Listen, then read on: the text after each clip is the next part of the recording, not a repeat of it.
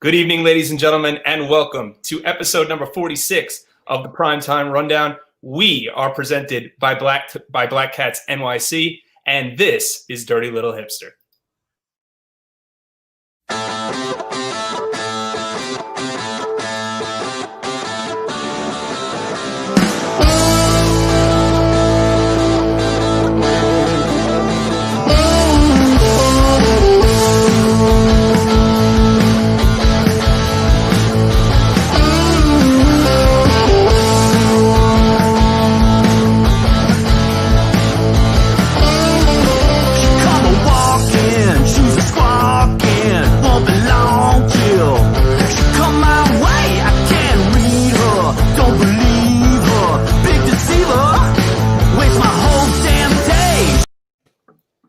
And again, ladies and gentlemen, good evening and welcome to episode number 46 of the Primetime Rundown, powered by StreamYard, right here on the Eastern Observer, I-95 Sports Network, and Zingo Television, Channel 198.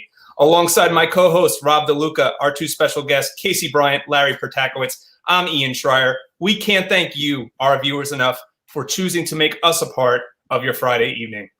As we just mentioned moments ago, our show is presented by Black Cats NYC, who recently released their new album entitled Free Cake. The song you heard, actually, Dirty Little Hipster, is the debut single off that album, and that album is now available for download on Apple Music, Deezer, YouTube, SoundCloud, Amazon Music, YouTube Music, Pandora, and Spotify. Gentlemen, hopefully we've all had a good week, but we've got a lot to get to. But first, Rob, as I said, another week in the books. How are you doing, sir? Well, this was what a year this week was. I guess is one way to put it. A long week, dropped by some tear-jerking news this morning with Tommy Lasorda. We'll get into that a little bit later. Other than that, I personally have been quite all right. I hope everyone else has been the same. Well, Rob, I'm not sure if you're aware, but the basketball team in New York City right now that has the better record is not the Brooklyn Nets. Which I know Casey is itching to get to the Knicks, but we'll get to that a little bit later. But Casey, Larry, how are you fellas doing? We're doing all righty, and we're hanging in. We're taking it day by day and, trying to make our corner of the sky as good as possible, right? Larry, how are you? I am doing good. Thank God it's Friday, and thank God Steve Cohen owns the Mets.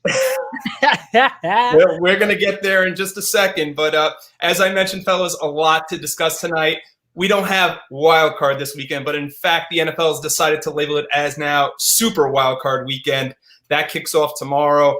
The NHL season, as we know, opens in 5 days. But we're going to start, as Larry said, thank God Steve Cohen owns the Mets, because we're going to start on the MLB circuit, where the Mets made their first big splash since the James McCann signing. And was it a splash? The front office silencing the impatience, or I should say the impatient Mets fan base, with the acquisition of arguably the best shortstop in all of baseball, Francisco Lindor and Carlos Carrasco, less than 24, I should say a little more than 24 hours ago, for their two current shortstops, or former shortstops, Ahmed Rosario and Andres Gimenez, as well as a couple of prospects that also went in the deal, who are their number 8 prospect, their number 9 prospect, right-handed pitcher Josh Wolf, and their number 10 ranked prospect outfielder Isaiah Green. And with Cano's money coming off the books, guys, it's only, as we remember, Cano is supposed to be paid over $20 million. So in fact, they're taking on $31 million of payroll. But in fact, with the Cano money coming off the books, it's actually only a net gain of $10 million. A rival executive stating of the trade that they stole him. It's a total steal. It's ridiculous. People in Cleveland should be fired for doing that trade. Rob, I want to start with the outside here. I'm going to start with the Yankee fan. What was your instant reaction to the trade? How did they get away with a steal of a trade like this? I'm still trying to wrap my head around how Steve. I know Steve Cohen's got the money to pay pretty much whoever he wants, but to pull off a trade like this is impressive of itself. You know, you essentially gave Cleveland nothing. I mean, let's not shake our heads here. The two prospects the Mets gave up going to be very solid players, but they're not exactly Francisco Lindor or Carlos Carrasco. So just highway robbery by Steve Cohen. A great day to be a Mets fan. An oh no day as a Yankees fan. Like, here come the Mets for real. The splash. This is the first splash of what I'm assuming is going to be many moves by Steve Cohen, and it's it's a scary time to not be a Mets fan because they're coming quick. Francisco Lindor is only 27 years old. He's an impending free agent at the end of the 2021 season. I think we could say we would expect, even though the 2021 offseason is loaded with free agent shortstops, Lindor included, that the Mets would look to lock up Lindor long term. He's one of only 4 position players with a WAR above 5 since 2016. The only other players that fit that bill are Mike Trout, Nolan Arenado, and Mookie Betts. So Francisco Lindor in some very well-deserved company. Carlos Carrasco, the other piece that came to the Mets in the deal, 33 years old, the AL Comeback Player of the Year last year after recovering from leukemia, and will also help to fortify that starting rotation now, along with Jacob deGrom and Marcus Stroman, along with, if they stay in that part of the rotation, David Peterson and Steven Matz. Now, Casey, the Mets right now are roughly around $28 million below that luxury tax threshold, but for those that listened to the press conference yesterday, Sandy Alderson and the Mets' new general manager, Jared Porter, have said the luxury tax is not a line of demarcation. It's a significant consideration, but it's not one that they absolutely can't pass. We don't see many teams that are able to do that, but I guess when you have $14 billion to work with, I guess we don't have to worry about paying a 20% tax on every dollar that we go over. So that being said, it doesn't seem like Springer and Bauer, Casey, are off the table. Money is an arbitrary concept to begin with anyway. So you know what? It doesn't matter. What is a luxury tax anyway, especially when you're in the top 100 wealthiest people in the universe? Really, it's very funny to think about how unfathomable this offseason would have been under different leadership. A lot of things, you can play a lot of what ifs with the Wilpons still in charge. But if the Wilpons were in charge, it would have stopped at James McCann. There would be no other moves. Like the New York Mets, just moments ago, claimed Stephen Tarpley off of waivers. They signed Brandon Drury to the minor league contract. That would be the moves that would follow James McCann. That would be the depth. Now you're getting real depth. And the other moves that they're considering on top of this are equally as big name. There have been rumors that they're looking into Chris Bryant. There have been rumors that they're looking into Kyle Seager. These are all big salary guys and big name guys in the MLB. So, you don't even have to stop at Springer and Bauer, regardless of how likely either one of them is. The door isn't shut on acquiring someone else with a bloated salary that teams might be looking to get rid of, which is just unconscionable to think about when you consider the other moves. Whether Robinson Cano was off the books or not, it would have been just unthinkable to think about. Think of how many years the Mets were hamstrung because David Wright made about $15 million. It's a completely new era. It's a new regime. It's a new dawn. It's a new day. It's a new life, and we're feeling good. Casey, it's unbelievable that the Mets gave up, in theory, right, as of right now, less for the best shortstop in the game than they did for 38-year-old Robinson Cano and Edwin Diaz. Oh, absolutely. Because the two, look, I don't want to quote it was Blake Snell who used a certain term to describe prospects when on his Twitch stream. I don't know if we could say it on the Primetime rundown. But prospects, I get that the Mets farm system has to be replenished, but as someone, if they're 2 second-round picks from last year, they're teenagers. They're not going to make the MLB anytime soon. I'm cool with mortgaging that future. And Rosario and Jimenez, nice players, very nice players, but not great players. Ahmed Rosario has had 3 years to prove that he's a great player. He's not it. We've seen what he is. He is a above average, slightly, shortstop. Andres Jimenez looked scrappy, looked fun. Looked like a poor man's Luis Castillo. Good contact, good speed, fine fielder, not a star, which is what the Mets have been churning out for decades. Not a star. You have a star now. And Larry, I'm so excited. I know you're a Met fan too, Larry. I see the sign over your shoulder, Larry. I'm so excited, Larry. Yeah. Well, one thing Alderson and the Mets front office have stated is the fact that they will not, can't say the same for Brody Van Wagenen, but that they will not trade away their blue chip prospects. And one of those prospects that the Cubs would in theory be asking for in a Chris Bryant trade, and he'd be a 1-year rental type deal because he would he'd be arbitration eligible, but he's entering the final year of his deal at 31 years of age, is they'd want Francisco Alvarez, and that's a player right now that it appears the Mets are not willing to part with.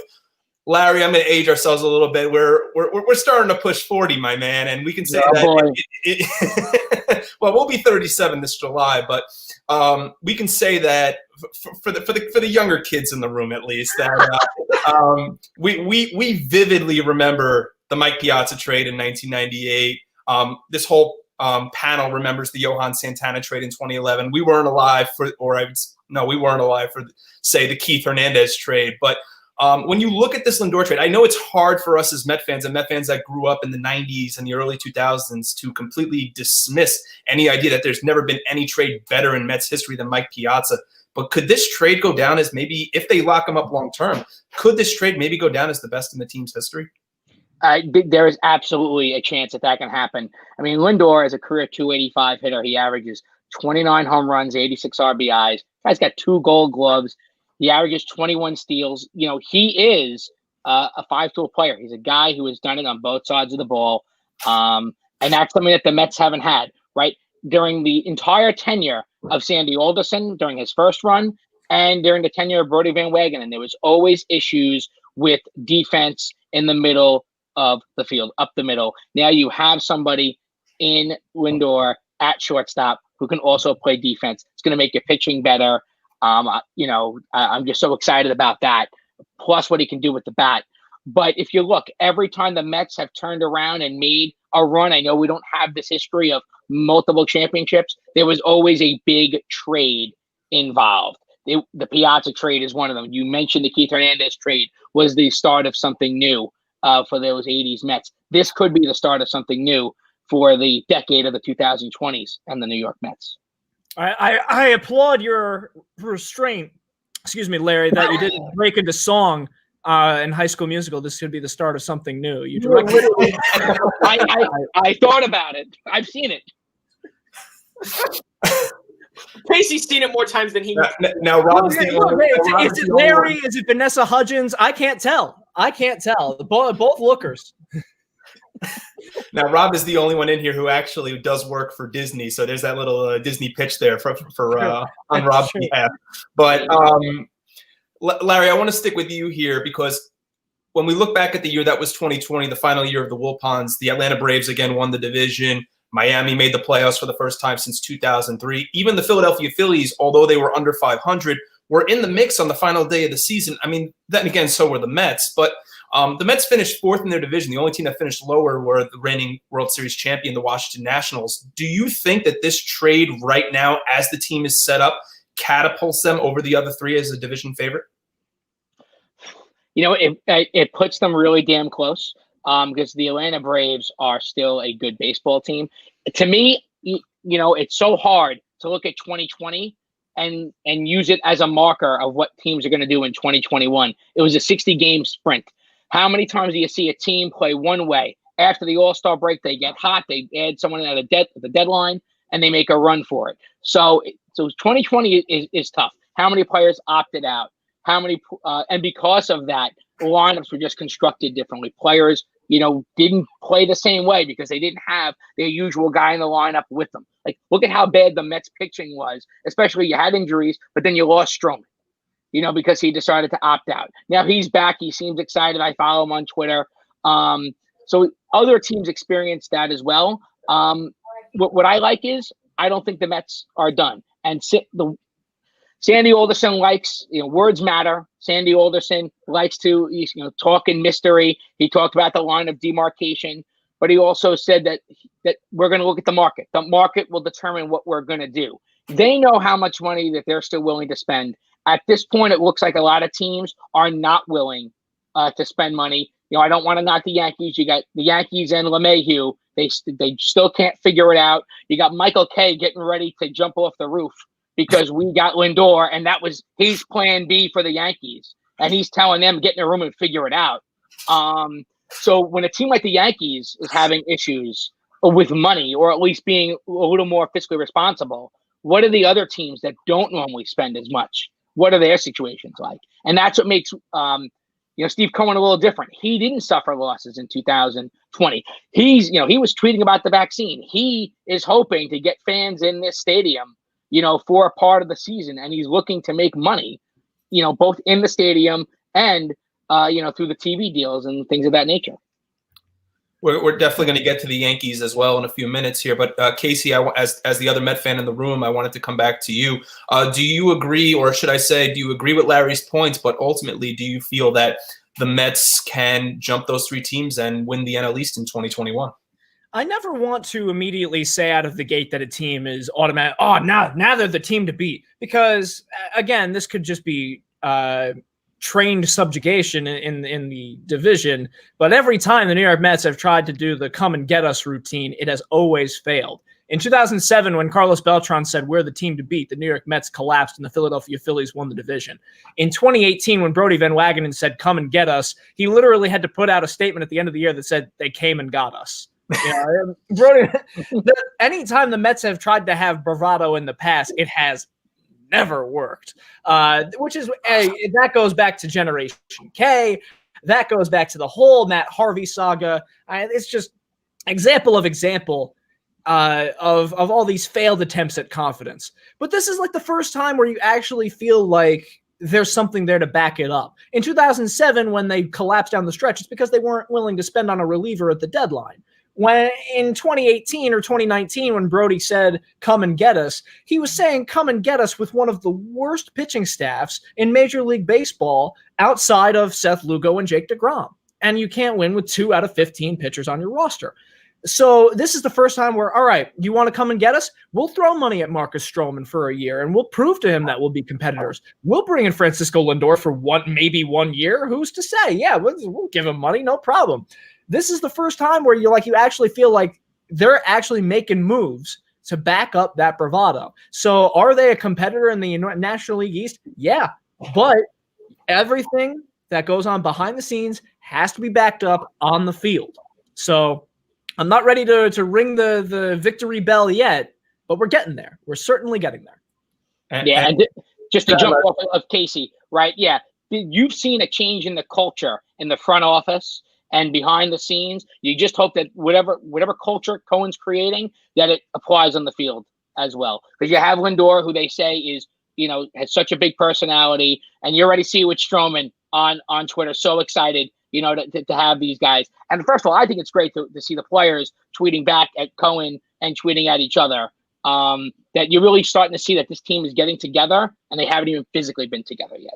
This is the most online that the Mets have ever been. You have Marcus Stroman regularly tweeting out. Noah Syndergaard has always been kind of pithy on Twitter. Same with Pete Alonso. Trevor May is hosting his Twitch streams, and he's hilarious. I love that. I love that he's showing his personality. Lindor's a big personality. Carrasco is a straight up adorable. Have you guys heard of the Carlos Carrasco Domino's story? Because no, I have not. No. Carlos Carrasco, when he first got to Major League Baseball, ordered Domino's for 90 straight days because, and this is true, it's the only thing he knew how to order. He didn't speak a lot of English, so he found one restaurant and ordered it. So Domino's gave him their Customer of the Year award and gave him a month's supply of free pizza. Oh, I can feel the stomach itch. Oh, Yeah. He sounds like Rob in college. Good as now we can have good pizza in New York. So Exactly. I was going to ask if maybe the title right now for best social media maybe goes to Trevor Bauer, who decided, less than 24 hours after the Mets made the trade, decides to put together a 25-minute scouting report on Frankie Lindor and Carlos Carrasco while wearing a Mets hat with a T-shirt that said, "Your ad here." So I think Trevor Bauer is giving them a little bit of a run for their money, but we want to open up the conversation to everybody that's watching here tonight. So please, if you have any questions about the Mets or anything else that we discussed tonight, we want to hear from you. Please feel free to drop a comment in, and we want to put it up there for myself and our panelists to answer. I want to ask one more question about the Mets. So it appears, guys, that George Springer, they need to find a center fielder. There's been talk maybe that the Mets are now going to go for after the Lindor trade because he's going to ask for so much. They might go quality over quantity, but again, the Mets front office has said we have no problem going past the luxury tax number. So and the Mets have said, we need to clean up the middle. That means they need to clean up center field. That means maybe Brandon Nimmo isn't their starting center fielder. So that being said, I want to go around the horn here. Sorry, ESPN, I stole that from you for a second. But and ask each of you if you think, as a quick hit, and give me a yes or no and a why, if you think the Mets are going to sign George Springer. Rob, I want to start with you. Yes, I do, because I really personally haven't heard George Springer linked to anybody else personally. Well, Toronto's been the other. But Toronto seems to be a bit active this offseason as well. They're trying to put some pieces together, get back into the AL East race. But yeah, for Springer, I think, because here's the thing, the Mets can also still pay Springer more than the Blue Jays can. That's just a fact. That's what happens when you have Steve Cohen. It really is as simple as that. But also I think he would fit the Mets really well. He would definitely be the starting center fielder. He barely wants days off. He's one of those guys that wants to play 162 games every single year plus playoffs. Days off to him are meaningless. He loves the game. He loves baseball. Aside from the whole Astros thing, but I'll let that go. He definitely plays baseball. He loves playing. I think he would fit well with the Mets. It would certainly help them out with moving Brendan Nimmo away from center field, just because it's not his natural position. I feel like they need a more natural center fielder, and George Springer is that guy, and they have the money to do that. So why not? Well, Springer's looking somewhere in the area of $175 million right now, and the report is that the Blue Jays have not yet been able to exceed $125 million. So right now, the Blue Jays a cool $50 million off of George Springer's target. And Rob, you had mentioned that he would be a great fit, and he played. Lest we forget, he played his college ball up at UConn. So he's a guy who's very familiar to the tri-state area. Larry, your thoughts? Well, like you just said, Toronto right now can only stay at $125 million. You know what? Especially with the Mets getting Lindor, they might just have to meet the $125 million and say, "Look at the team that we have." Do I think that they get him? I do, because Sandy said two things. He did say that he really wants the DH in the NL. That they have Dominic Smith. That he admitted he's a liability out in left field, right? And that he may have to play him there, but he loves. Larry, did there he is. Sorry, I think your microphone muted there on us for a second. Okay, can you still hear us, Larry? All right, I think Larry froze there for a moment. Hopefully, we'll get him right back. No. Chaos again. KD, your thoughts on George Springer? Sure. I mean, George Springer wanting $175 million over the course of 5 years isn't going to happen with the New York Mets. So as far as your question, no, I don't think that he's going to land in New York because I don't think that he's a necessity in New York. I don't think that it's George Springer or die in Queens, because I do think that you still have other options. I don't think that trotting out Brandon Nimmo in center field as your everyday starter, it's not ideal because he's not great defensively, but that's why I could see them going after Jackie Bradley Jr. Because JBJ is a great center fielder, as good. Yeah, as good defensively as it gets, or even bring back Jake Marisnick if he's still an option. Someone who can play past the seventh inning in center field, someone who can play 40, 50 games if you need him to in the event of an injury. There are other options where I wouldn't be crushed if George Springer decided to go elsewhere. I think that it's just too much. And I think the power play that Sandy Alderson and Jared Porter are going to try to do is they're going to try to let the market knock down George Springer before they go after him. George Springer is asking for $175 million. It's not going to happen anywhere. It's certainly not going to happen for an American team that's been hit by COVID, and it's certainly not going to happen for the Canadian team that has to deal with the exchange rates. It's just not going to happen. So they're going to wait for him to come down to about $125 million, as you said, Ian. You're going to have to knock down about $40 million off that price, maybe take one fewer year, and then the Mets will be in play. But I really don't think it's going to happen, and I don't think it needs to happen. I think they'll look for an alternate route and go for the on-base percentage and defense route, which would be Brendan Nimmo and JBJ. So it appears we've got two yeses and one no. But Larry, are you back with us? Can you hear me? Yes, sir. All right, we're back. Perfect. Did you want to finish your point about Springer or? I don't know exactly where I was cut off, but my point was that, especially if there's going to be a DH in the NL this season, that's going to be more of a Dominic Smith kind of role. Yep. And you're going to have a question at third base. If they're not getting a Chris Bryant or something like that, you may have J.D. Davis. I don't love him at third base, but he may be there. So I think it makes sense to then put Springer in center, Nimmo over in left. I know Casey disagrees, but that's why we do the show. No, I don't think that they need them, if only just because you don't know what the DH situation is going to be this year. And let's just say they go and get an infielder at third base, which is what they've been doing. They've been looking at Seager and they've been looking at Bryant, and I don't think LeMahieu would happen, but let's just say they kick the tires on LeMahieu and want to get someone else. That means that you're putting J.D. Davis in left field. And you have to keep him in the lineup, or at least platoon him with Dom Smith if that's really the route that you want to go. Unless J.D. Davis potentially would get packaged as part of like a Chris Bryant deal then. But right. If that happens, that's a different story, yeah. Yeah, so there's a lot of moving parts where, like, all right, if you get this guy, what happens to this guy? If you get this guy, what happens to this guy?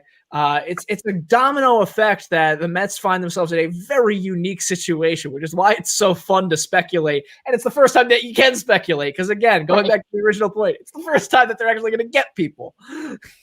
Well, guys, before Francisco Lindor, or I should say before the calendar flipped over to 2021, the hot story in baseball, even though they were the hot story in the regular season last year, were the San Diego Padres.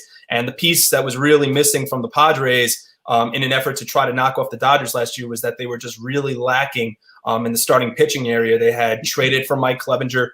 Clevenger went down with Tommy John. He's going to be gone all of 2021. So they were really still relying on guys like Chris Paddock and Kyle Davies to fill a hole. And Paddock has never seemed to meet the expectations that he has had since saying that he was more the rookie of the year than Pete Alonso only a couple of years ago. So with Clevenger on the shelf, they decided to go out there. And what did A.J. Preller do? Well, he traded for two solid starting pitchers, a former AL Cy Young of the Year winner in Blake Snell from the Tampa Bay Rays, and then getting the finalist or the runner-up, I should say, for the 2020 NL Cy Young of the Year award in Yu Darvish. So on top of revamping their rotation, what they've done is, and having a lineup that includes Manny Machado, Fernando Tatis Jr., Jake Cronenworth, Eric Hosmer, they are now just percentage points, guys, from surpassing the Dodgers for the projected, and again, projections don't mean much, but for the projected best WAR in 2021 in Major League Baseball. So, Larry, I want to start with you here. Do you feel that after these moves, is San Diego now the more complete team in the West, or even the National League altogether? I mean, San Diego has gotten so much better. LA has been so good for so long. I know it's taken them so long to finally win themselves a World Series, but San Diego's gotten better. They got to get on the field and prove it. For the same reason that I can't tell you that the Mets are going to win the NL East, I can't tell you that San Diego's going to win the NL West. They bring in Ha-Sung Kim, right? Who's really a third baseman now. He's probably going to play second. He may even platoon. Is what I've heard. But he walks in here and says, "Well, I'm so excited to be here because we're going to be the World Series champs." And as a Met fan, I know that bravado doesn't work. Casey broke it down for us. I don't know if San Diego should be saying that yet. Do they have a good squad? They do, but they also have the team that's been the best in the National League for the last, let's say, 5 years that they have to beat first. Remember, they faced them in the playoffs last year, and they got swept. They went actually 4-6, the Padres, against the Dodgers in the regular season last year, in addition to their appearance in the postseason. When you look at their rotation, Casey, for 2021, as we said, Clevenger's on the shelf, but you hear names like Snell, Darvish, Lamet. They could also potentially call up their number one prospect in Mackenzie Gore. They really have what appears, at least on paper, to be a formidable rotation. So in your opinion, based on the rotations you see Matt stacking up in the through baseball, where do you see the Padres kind of stacking up with what they have now? The Padres are certainly in as good a position as any baseball team has been over the last decade. The closest comparison that I can really think of for that squad is the 2011 Phillies. The 2011 Phillies, if you remember, had a pitching staff assembled of Halladay, Lee, Oswalt, and Hamels. They were dubbed the Four Aces, and they were going to be on Sports Illustrated's cover, and they were going to win it all. And they didn't leave the NLDS. They lost in Game 5 to the St. Louis Cardinals, and they lost because they lost a lot of 1- and 2-run games where it was 5-3 or 1-0 and a lot of really tight games. So to have a great pitching staff like that, it gives you a lot of swagger. It gives you a lot of confidence. And again, the Padres are a lot like the Mets, where they haven't had a lot of reason to have swagger. But last year was a shot across the bow to the rest of the MLB that they are a cool team. And trust me, there were a lot of nights where I was flipping after the Met game was done to the West Coast to go watch the San Diego Padres because they were a fun team to watch. But you just have to make sure that you're still scoring. You have to make sure that your offense still produces. So that means all the pressure is going to be on Fernando Tatis Jr. to keep being a god at short. You have to make sure you get another great year out of Manny Machado because Machado is getting older. Yu Darvish is getting older. So the window to win is now for the San Diego Padres. You have, in IMO, you have 2 to 3 years for the San Diego Padres before this window closes. So you have to be able to get in and execute immediately, which is going to be difficult. They have a lot of guys on that roster that are unproven. So they're going to have to rely a lot on Snell, who made a World Series, on Darvish, who made a World Series. Both of them lost those World Series, but they made it. And Eric Hosmer, who won a World Series. So it's going to be a lot of pressure on that team now. I still think that they will be one of the most fun teams to watch in Major League Baseball. No question about it.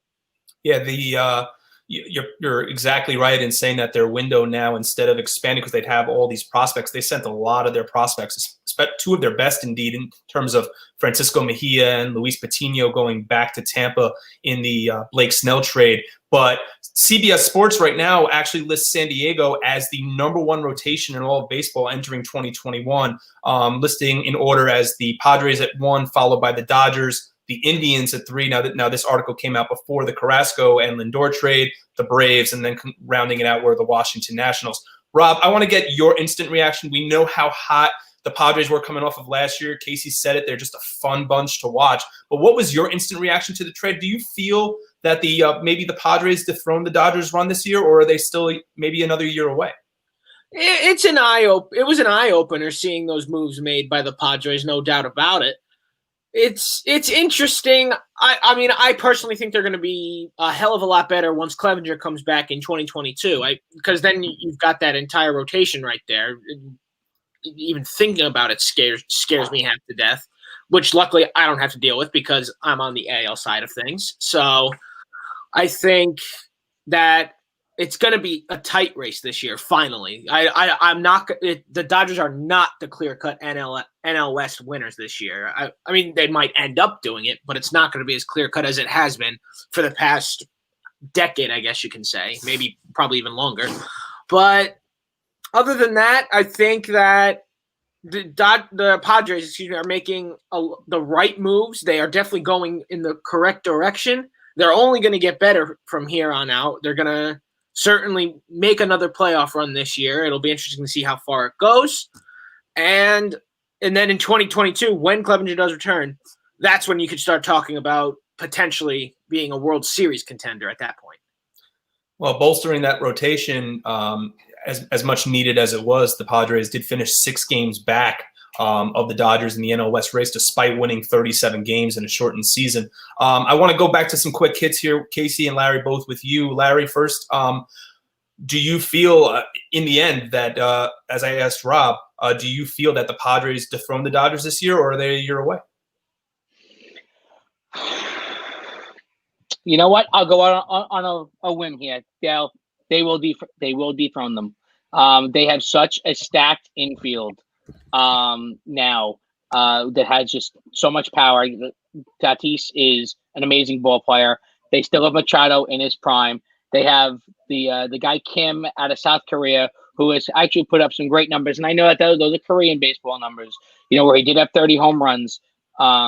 But we'll see what he can do here. But they also have a Rookie of the Year candidate who also played second base. So you can rotate them in and out, and you still have Hosmer. You add that to pitching staff. You add that with a Blake Snell, who can pitch well against the Dodgers. We just don't know how long he can pitch well for. We didn't get that opportunity to see that. But I think that they can dethrone them. Let's us also not forget, I should say, that the Padres also have the 2020 National League Rookie of the Year in Jake Cronenworth, and they also have Will Myers out in right field. Casey, your prediction, are the Padres NL West champs in 2021?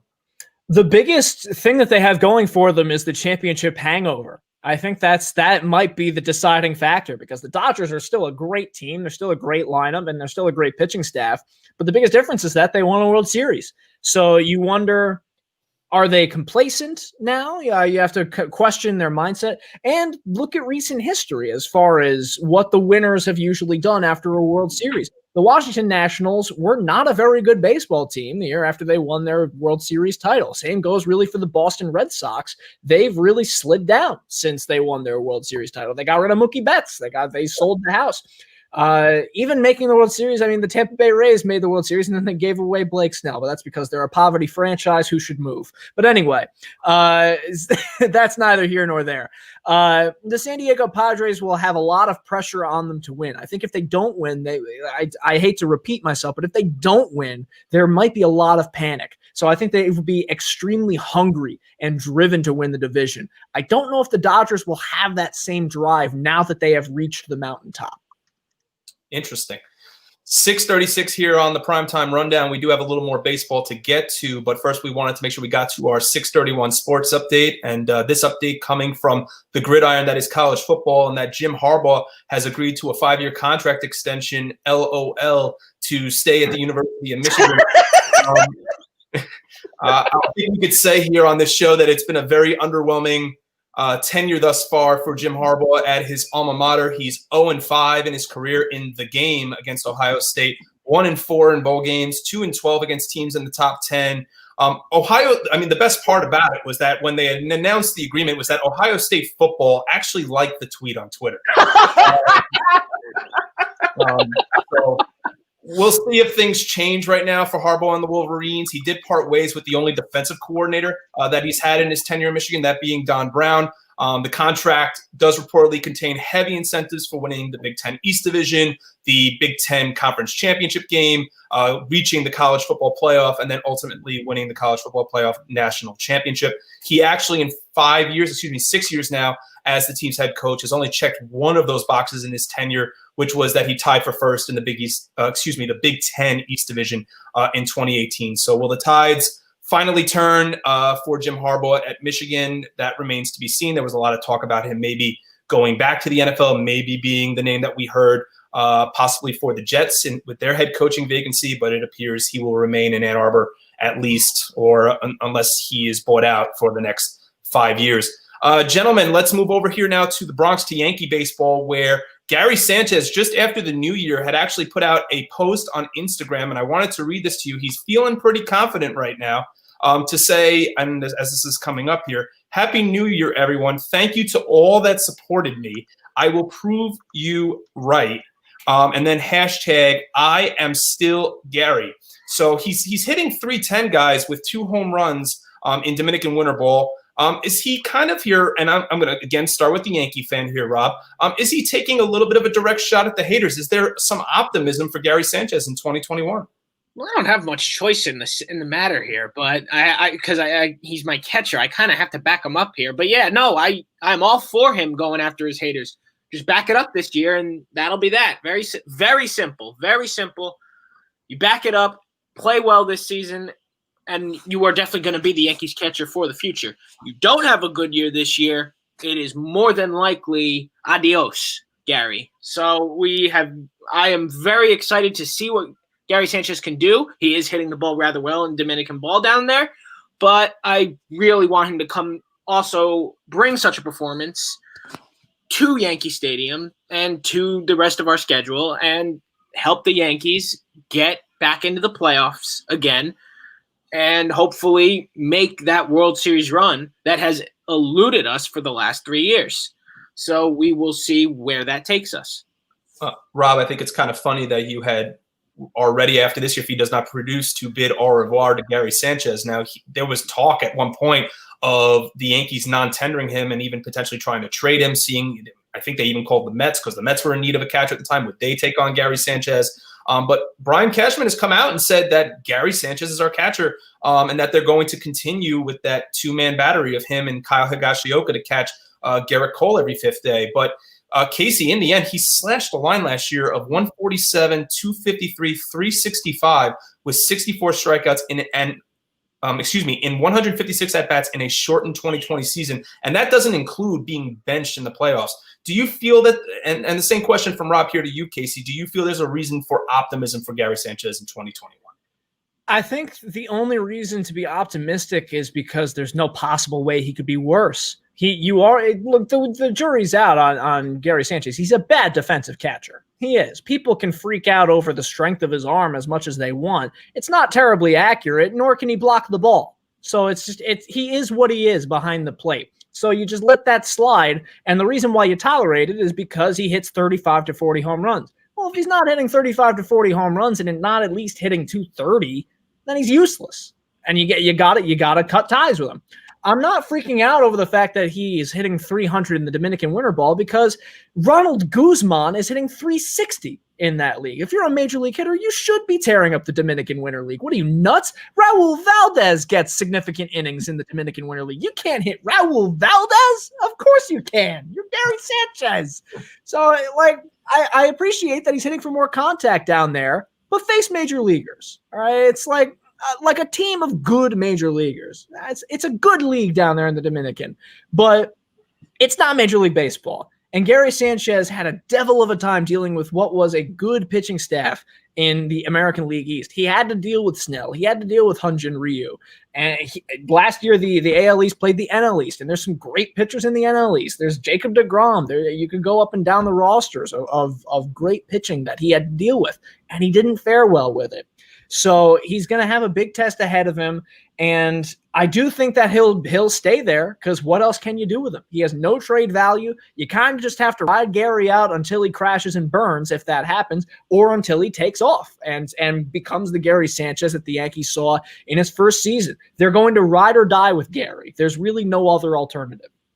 There was talk at one point that maybe the Yankees would be interested in acquiring 38-year-old Yadi Molina, maybe to bring him in to serve as a mentor. And Yadi Molina will arguably go down as one of the best defensive catchers to ever play the game. But Larry, we know how important and vital Gary Sanchez being on the field and performing to the capability that he can in making the Yankees successful for 2021, because we know that they're having financial struggles. We know right now that they're struggling to re-sign DJ LeMahieu. So even more of a reason that Gary Sanchez needs to return to that 2017 form where he hit 33 home runs and 90 RBIs. Do you think that maybe in 2021, Gary can finally get back there? He's got to take what he's doing in the Dominican and have that pump up his confidence, take that into spring training and just keep the train rolling. Because if this gets in his head, because what blew my mind was that he didn't understand in October why he was being benched for these playoff games. And that was his quote, that he didn't understand why. Well, you were batting 147. I mean, that's the reason why we got to win these games. You know, and the Yankees are in a spot right now where, yeah, they are going with Gary Sanchez. They do not have a backup plan. As you said, it's a position where he would give you 30 some odd home runs. If he gives you nothing, then it's going to put the Yankees in trouble. So they are riding it or dying with him. And listen, I hope he gets the confidence and he comes through. But if the Yankees could bring in a guy like Molina for 1 or 2 years to serve as, let's say, the pseudo backup catcher and the mentor, that might be a great move if they can do it. Gentlemen, I was when I was putting this prompt together, I was ready to conclude the baseball news there until about 5 hours ago, when the news had come down that the baseball universe had lost Tommy Lasorda at the age of 93. So the Eastern Observer family, the Primetime Rundown, we all want to pass down our deepest condolences and sympathies to the Lasorda family and the Los Angeles Dodgers organization. He spent more than 70 years in the Dodgers organization. He actually first played with the Dodgers in Brooklyn. and he had only been released, and it was not COVID related, but had only been released from the hospital 2 days ago. Managed the Dodgers for 2 decades, 8 division titles, 2 World Series, 1981, 1988, a 2-time Manager of the Year, and ultimately was inducted into Cooperstown into the Baseball Hall of Fame in 1997.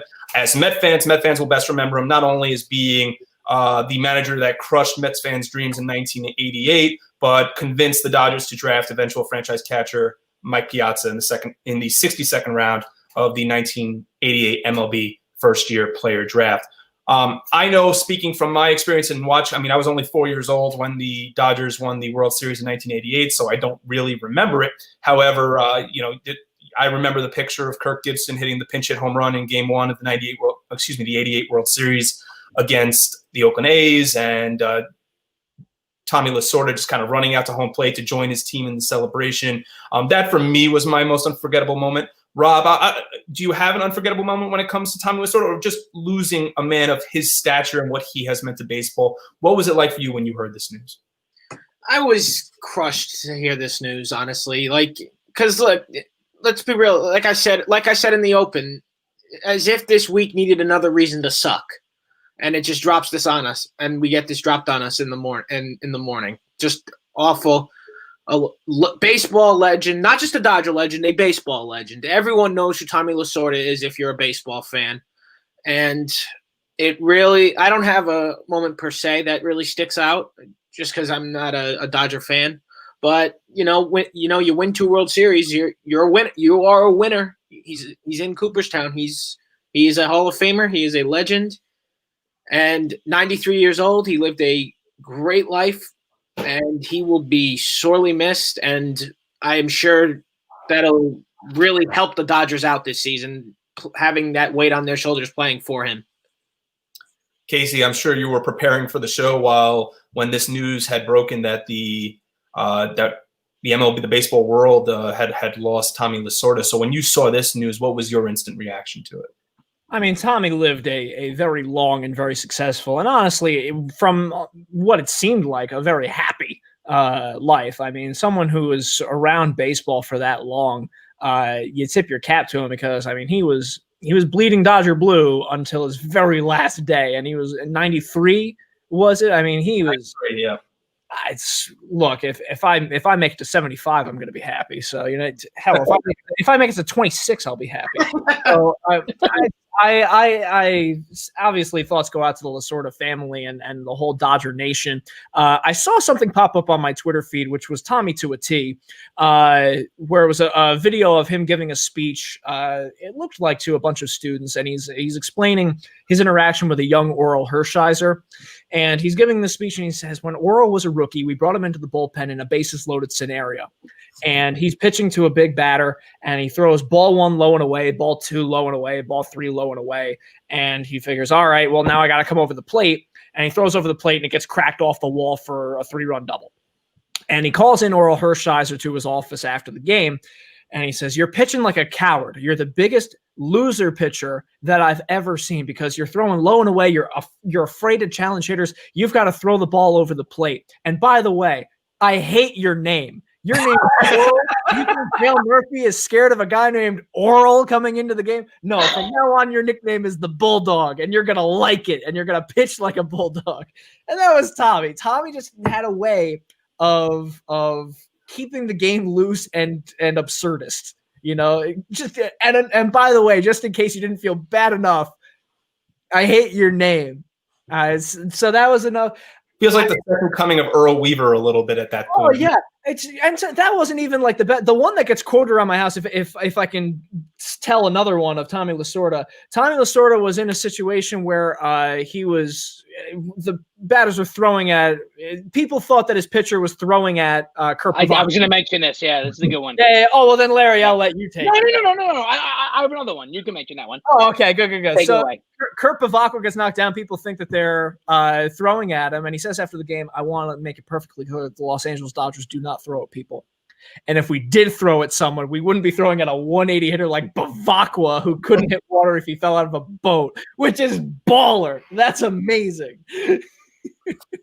Larry, when you look at the players that had come through the Dodgers system while Lasorda had managed the team, not only was it Orel Hershiser, Kirk Gibson, pitchers like Fernando Valenzuela, Steve Sachs, so many names to come out of the Dodgers organization during his time as manager, Piazza as well. When you had heard this news about the loss of a baseball legend, what was going through your mind? That all of baseball lost somebody special. Right, because I know you took all the names. I was going to name all these, NL Rookie of the Year winners that he had managed. You left out Eric Caro, so I can at least mention somebody, right? But it goes back to what Casey said. I'm not just trying to bounce everything off each other, but he was good with taking a player, especially a young player, and pumping them up and explaining to them. And it might not be, the nicest way to explain it. He was a guy who was open and wasn't afraid to say how he felt. He told the story that Casey told. There was another game where the Dodgers got blown out, and I forget who the hitter was. The guy hit 3 home runs off of the Dodgers, and they asked him after the game about that player. And Dave Kingman. Right, exactly. Yes, it was Dave Kingman. And we shouldn't curse on the show, so I really can't even give most of the quote. But he basically flips out. Throwing F-bombs around, saying, "Are you kidding me? He killed us. You want to ask me about him?" And he said that was, another word I can't say on the program. But he spoke from his heart, and he was also known outside of baseball. Guy was friends with Sinatra. He lived that Hollywood life. I remember as a kid watching, I forget what WrestleMania it was, and Tommy Lasorda was like the guest referee or the announcer. He was one of those, special celebrities there back in the late 80s. So he's going to be missed. He's a combination of a guy who was he was both a hard ass and someone that you really loved and respected when you were in his clubhouse. There's we could go on for hours and hours just telling our favorite anecdotes that we've overheard about Tommy Lasorda. Tommy Lasorda once, he had a rookie with him once, and he winked at him and goes, "Watch this." And he plucked a hair from his head and plopped it on a half-eaten steak, showed it to his waiter, and he's like, "That's how you get a free steak in Los Angeles." He was amazing that he would think of that. My other favorite one is that he's with the 1987 Dodgers, and the thing that he tried to instill in the 87 Dodgers is, where do you want the ball hit? You want the ball hit to you. You want to make sure when you're standing out in the field, you are confident in yourself, and when the ball hits you, you're not panicking. You're on the balls of your feet, and you're receiving the ball easily, and you're throwing. So he's going around the horn, and he goes, "All right, Mariano Duncan, where do you want the ball hit to you? I want the ball hit to me. Mike Marshall, where do you want the ball hit? I want the ball hit to me." He gets to Pedro Guerrero. "Pedro Guerrero, where do you want the ball hit?" He goes, "I don't want the ball hit to me. I don't want the ball hit to Steve Sachs." Just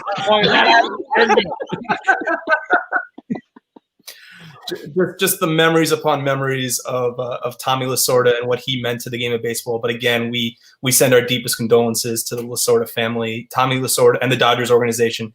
Tommy Lasorda dead at 93. As we move on here now to football, and we do have a very, very busy weekend of playoff football coming up. We got 3 games Saturday and 3 games Sunday.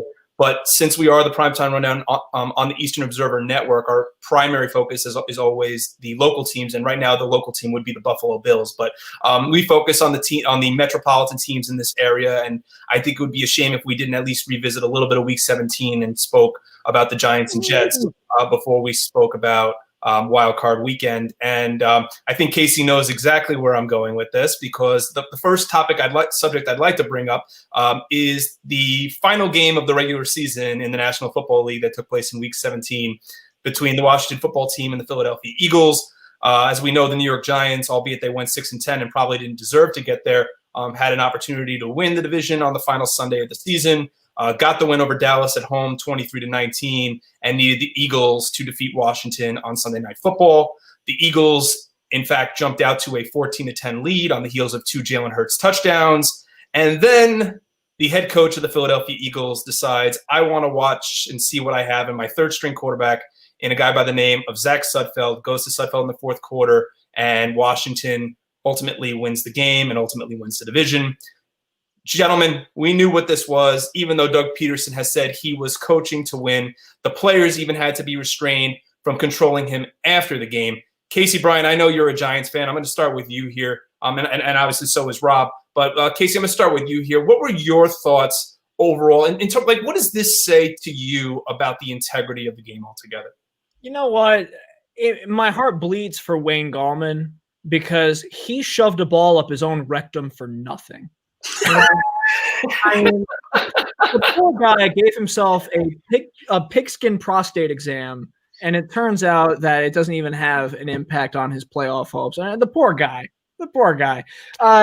You know what? Watching the Philadelphia Eagles put in Nate Sudfeld for the fourth quarter. Oh, I'm sorry, it's Zach Sudfeld. I meant Nate. I apologize. No, you know what? That proves his point. He's a nobody. That's the point. Sit there. When Nate Sudfeld gets brought into the fourth quarter, there's so many things to dissect from this one decision.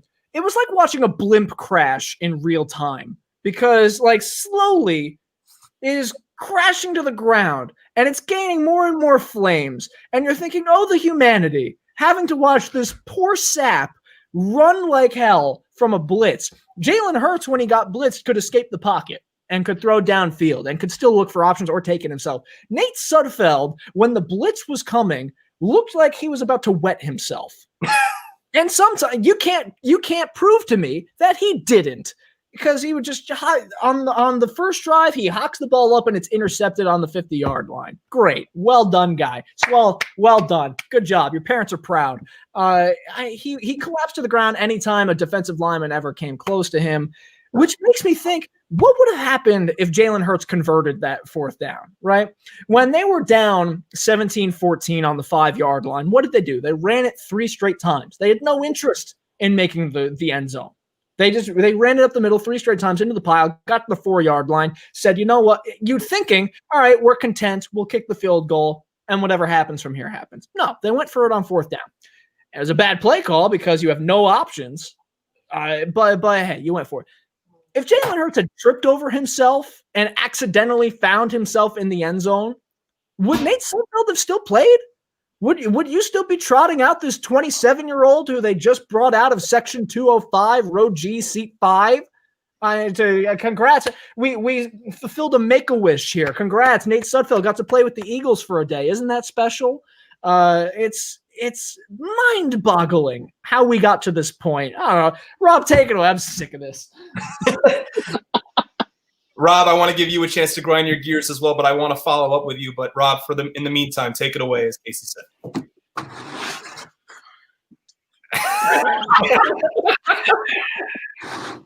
All right. What I saw on Sunday Night Football 5 days ago, feels like a year at this point, but 5 days ago, the New York Giants are waiting to see if they win the NFC East. They got 2 rivals playing against each other. They need a Philadelphia Eagles win. They get 2 touchdowns from Jalen Hurts. Things look good. Washington makes a comeback. And then the fourth quarter happens. I have never seen one organization in the history of sports be so hated, be the most hated, and at the same time least respected in a span of 12 hours. What I saw from Doug Peterson was pathetic, childish, and moronic. And to try and sell that he was attempting to win that game is a joke. Look, I'll put it this way. If Nate Sudfeld had started whoever that is, had started the game, fine. That the Eagles aren't trying. Whatever. We're 6-10. It's not like the Giants deserve to be there anyway. So if Sudfeld starts the game, even starts the whole second half, fine. That is a real game plan. That is a real strategy. What I saw was intentional tanking. Everyone makes this, oh yeah, we're tanking, let's get that draft pick. I never really thought I saw a team do that ever in a game, because the players want to win because they need to keep their value around. Yes. And especially for a guy like Jalen Hurts, to show that he's the starting quarterback of the future. How the hell are Eagles fans supposed to know that now, that in a pressure situation, he just gets pulled from the game? Well, how can Eagles fans figure that out? I certainly couldn't. I don't know if right now, to me, Jalen Hurts is Carson Wentz 2.0. He didn't show me anything impressive. He ran for a couple touchdowns. Great. Any quarterback can do that from 2 yards away. So you know what? Good riddance. I hope the Eagles bust their draft pick. I can't wait for them to draft the bus with number 6. I can't wait for them to screw it up. They've got Chase. They've got Smith to choose from. Whoever they end up picking, can't wait for him to bust out of the league after 2 years. And I can't wait for the first game the Giants play the Eagles next season. I want to see a college football type score, Michigan versus Rutgers before Greg Schiano got back there. 73-0. Don't stop scoring. Doug Peterson is clearly not losing his job because he was given that job security in weeks after week 16. So run it up on him. Do not take your foot off the gas pedal, Joe Judge. Keep on going. Starters all 4 quarters, regardless of the score, all the way. As a fan of the TV show Cobra Kai, I have to say, show no mercy. But I will say this, that there is a video that surfaced during the game that shows Jalen Hurts mouthing the words, "It's not right." And to piggyback on that, and listen, I have the utmost respect for Al Michaels and his career as a broadcaster, but I thought in the final game of this regular season, he had one of his worst games as a play-by-play announcer that I've ever seen. And but he did on one of the final plays when the Eagles still had a chance to win the game. Sudfeld was rolling out and just made some awful throw, and Al Michaels utters the words, "What was that?" So if that just didn't just anger the fans and even anger the Eagles players, and credit to Jim Schwartz and the Philadelphia Eagle defense for actually still playing for 60 minutes. Larry, I know you're a Jets fan, but I also wanted to give you your 2 minutes here to offer up your opinion on what you saw on that final game of Week 17. Well, first, I want to know who Chris Collinsworth knows in New York. He said all these Giant fans kept texting him during the game. I was just wondering who these people were. Chris Collinsworth has no connection to New York at all. So there was that. But, yeah, I mean, you said it, that the players had to be restrained from talking to Peterson, where they want to play. The team did everything they could to make sure that their players could not perform at the best level. It's like watching the movie Major League. That's what the Week 17 game felt like. Listen, did the Giants deserve to win the division? No. Unfortunately, no team in the NFC East deserved to go to the playoffs. And we'll see. Tom Brady may, spank the football team on Saturday night. But a team has to go from that division. The Giants, they did win some big games. They had the Seattle win. They did what they had to do in beating Dallas. And what Philly did is just terrible. And it's not fair to Jalen Hurts. It's not fair to the other players who are actually playing for contracts and playing to get better. Gentlemen, Washington's in. We'll get into Washington in a little bit when we preview Wild Card Weekend. The Giants are not. But now we can look forward to 2021 for the New York Football Giants. Although they finished 6-10, they had a 4-2 record in their division. That's actually their best divisional record, actually their first winning record in the division since 2016. As we know, that's the boat party in Miami where they lost to Green Bay, but the last year they went to the playoffs. Dave Gettleman by far had his best year in his tenure as Giants general manager, which earned him another year. Statistically, because of Patrick Graham, who the Giants just extended as their associate head coach and defensive coordinator, had a top 15 defense in the National Football League. And offensively, Daniel Jones made strides, and Saquon is set to return from injury from his torn ACL. So I think it's fair to say here, Rob, that Gettleman needs to, and I emphasize that word, needs to get the Giants to the playoffs. It was even mentioned in the New York Post in 2021 to keep his job. We know they need offensive weapons, but what for you, Rob, are the Giants' off-season plans? Where do they turn in free agency or the draft? Well, to say I'm kind of upset that Dave Gettleman gets to keep his job after all this I'm very disappointed. There is nothing about a 6-10 season like this that says he should have kept his job. Joe Judge is unless Joe Judge said keep him here, then fine. I get it. Joe Judge is clearly the coach of the future for the Giants, so that's where that is. And if he says Dave Gettleman should get another shot, fine, we'll give him another shot.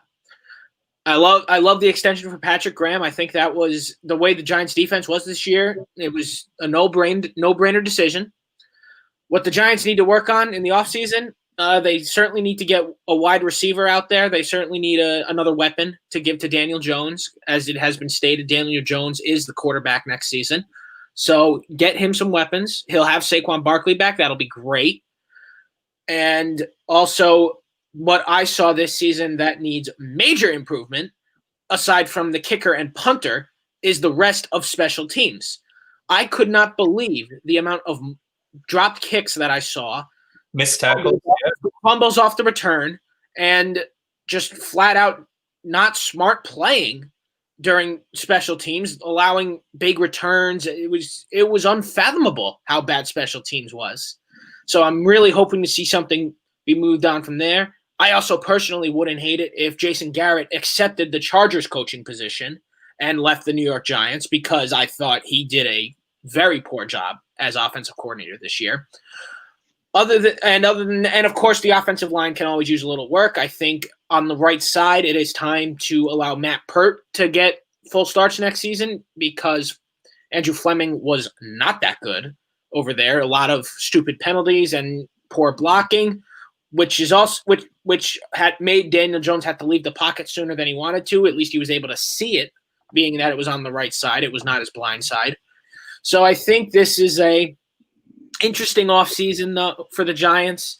The defense really did play great. They were a top 10 defense in the league. I think James Bradbury is one of Dave Gettleman's greatest finds. That may have also contributed to why he kept his job, for these little finds on defense. That Martinez, Logan Ryan. Yeah, all these finds, that they were great finds.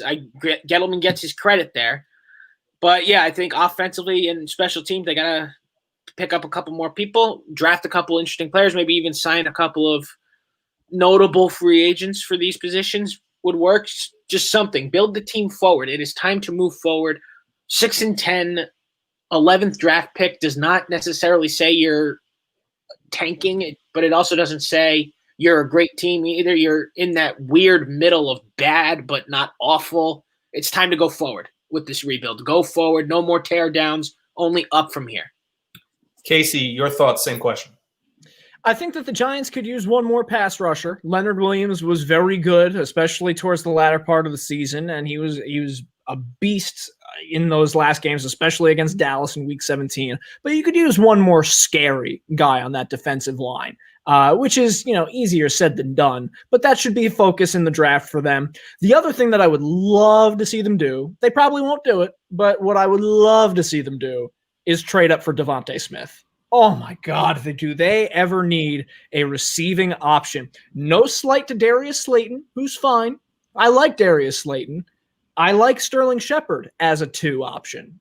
They're not deep receivers, right? They're not deep threats. Yeah, no, and the Giants don't always have that deep threat. Honestly, if you really think about it, Victor Cruz was the last time that they had a legit deep threat. Hakeem Nicks was really the deep threat.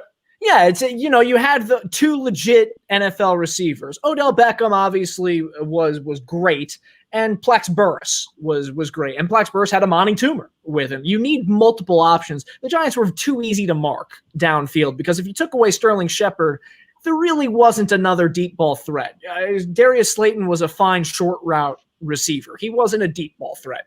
So if they were able to trade up and get Devontae Smith, that would be a godsend. The other option that they need to address at tight end, oh my God, Evan Engram, take your bow, take your quiver, and fire him into the sun. He's a Pro Bowler. He's a Pro Bowler. Tanyan is not a Pro Bowler. Evan Engram is a Pro Bowler, and that's a pro problem right there, because he's not a Pro Bowl tight end. He single-handedly contributed to 2 losses for the New York Giants. The one that went in and out of his hand. Yeah. I can't remember where I saw this stat, so I could be wrong here, but I believe he led the NFL among tight ends among drop passes. You're right about that, yeah. And I believe of his 8 dropped passes, 6 of them led to interceptions. Yes, that's correct. It was a ridiculous number. How is that even mathematically possible? So they need to get a different tight end. There needs to be a change there. He's just not the fix. I'll disagree with Rob about Jason Garrett. I thought he was fine. I think Rob's just holding bitterness from his Cowboys days. Maybe. I thought, because keep in mind, he didn't have a lot of options this year. And what I liked about Jason Garrett that we didn't see out of the Pat Shurmur regime or Ben McAdoo regime was that there were chances taken. You know, you ran a couple flea flickers. You had a lot of motion on your offensive line. It wasn't so stagnant where you could guarantee, all right, draw left coming. Here we go, baby. It was a kind of unpredictable offense, which allowed Wayne Gallman to thrive, which allowed Slayton to thrive, which allowed Pettis to thrive in the late part of the season. You know, you had these, if you got real NFLers on that offense, I think you'd be okay. Casey, I wonder if Garrett was the one who called that. You remember that special teams 4th down, go for it? Oh, man. Yeah. They had out wide as a receiver and Riley Dixon throwing the ball. Yeah. Look, I didn't say he was perfect. I just said he took chances. And you know what? That's more than could be said of the Giants of the past. That's true. Larry, when you look at the rest of the NFC East right now, the Eagles are about to become in salary cap hell, so to speak. Washington is really good because they finished in last place last year, but they're going to face a much tougher schedule in 2021. The NFC East faces Mahomes and the rest of the AFC West. They face Brady and obviously no longer Breeze if he retires, but the NFC South. And then on top of that, they're also going to face the Packers and the Seahawks because you finished in first place in your division. You assume that the return of Dak Prescott, if they extend him, will likely slot Dallas as the preseason favorite in that NFC East. But can you see if the Giants just really address that offense and give Daniel Jones some weapons? Can they win the NFC East next year? You know what? I think they do have an opportunity to win the NFC East because, like you said, the NFC East is still not a good division. And now they're going to be in a situation where all of these teams that are not that good have to play really good football teams. And then Washington has the bad luck of now, because you won and you were the odd man out, you now have to play Seattle. You have to play Green Bay. So you could see a team like Washington going from first back to dead last in that division. And if Daniel Jones is the guy they've said he is, they need to do everything they can to make him better. It's the same thing I've always felt about with Sam Darnold, you know, being a Jet fan, is if that's your guy, you got to do what you can to make him better. You know, better offensive line, Rob said it, it makes every player better. Makes your running back better. It makes your quarterback better if he has an extra second before he has to throw the ball. And if I have someone who can catch the ball or who can get open, gravy. Let's move over now to the Jets, who finally, we weren't sure at one point if it was going to happen, but for Jets fans, and Larry's the one here of the four of us that is one, Adam Gase, before their Week 17 game against New England, which they conveniently lost to New England 24-14, was given his walking papers before that game, and the Jets, as a result, finished 2-14. They're actually their worst record since going 1-15 with the Rich Kotite Jets in 1996. So the brilliant offensive mind, as was quoted by the Jets owner Chris Johnson, is out as the New York Jets head coach. The Gase nightmare concludes with a record of 9-23. That's a .391 winning percentage. Larry, I'm going to start with you here as the Jet fan. What's the feeling, my man? Relief? Yes. I am so happy that he is gone. But it's not like a new coach comes in and all of a sudden this team is great. You know, this team has a lot of problems. They also have a lot of uncertainty. You know, this was a team that could have had the number one pick. And I believe that teams do not tank, and that at least players, like Philadelphia proved it, players do not tank. And so I'm okay with the fact that they won against the Rams. I'm okay with the fact that they won against Cleveland. But now they're in a really tough bind because now you don't have the number one pick, right? So if you thought you were going to get Trevor Lawrence, that it could be off the table. And now you have two other quarterbacks. Are you going to go with one of them two with the number 2 pick?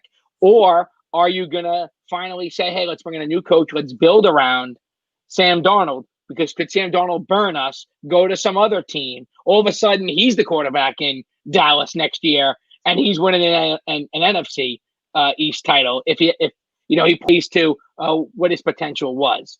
So the Jets have to do this right. What's good is at this point, it looks like they're letting Joe Douglas be the one to run everything. There is no committee like last time with all these consultants. There is no, the owner is basically going to be the one who's going to hire the head coach, especially because there's going to be a change in ownership again anyway, right? Because Woody Johnson is going to likely be back. So, not to get into the politics, but he will be back from the UK come February. So, there's also that. I like the fact that they've given Joe Douglas the keys, but I wonder what he's going to do. Well, you know what, Larry? I'm not so sure that maybe Trevor Lawrence isn't the number one pick. I think Justin Fields had earned his stripes in the semifinal win against Trevor Lawrence's Clemson Tigers, and the news coming out that they are considering Urban Meyer in Jacksonville to replace Doug Marrone as their head coach. And lest we forget that Urban Meyer won a national championship at Ohio State and has Ohio State connections before the unfortunate circumstances that involved his assistant coach with a domestic violence dispute, though he had said that he stepped away for medical reasons. I know they were also the Jaguars interested in the Ohio State's current head coach in Ryan Day, though Ryan Day is saying at this time he's not soliciting any NFL offers, nor does he want to go to an NFL job.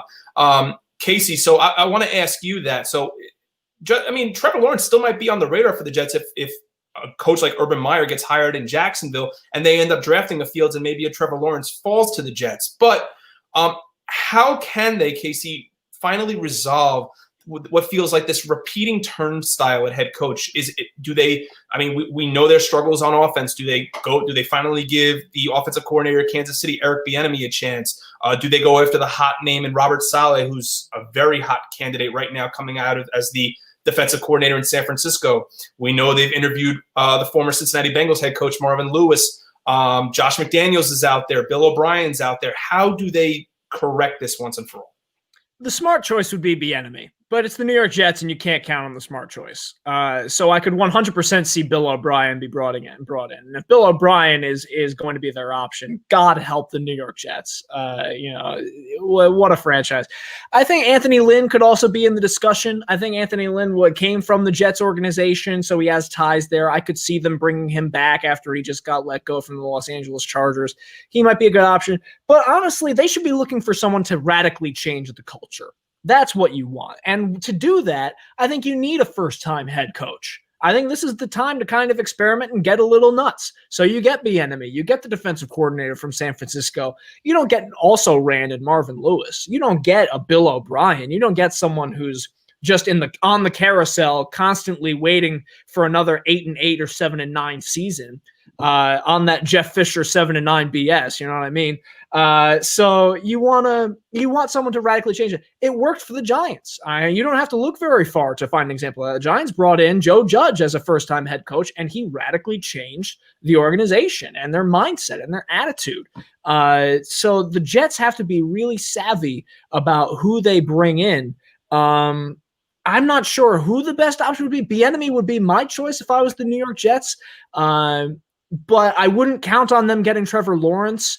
The fun discussion will be whether or not they seriously pursued Deshaun Watson, who's apparently getting shopped. I think that would be hilarious, and it would automatically give you a radical change in New York. I think it's something they should consider. It would be ludicrous. It would be ridiculous.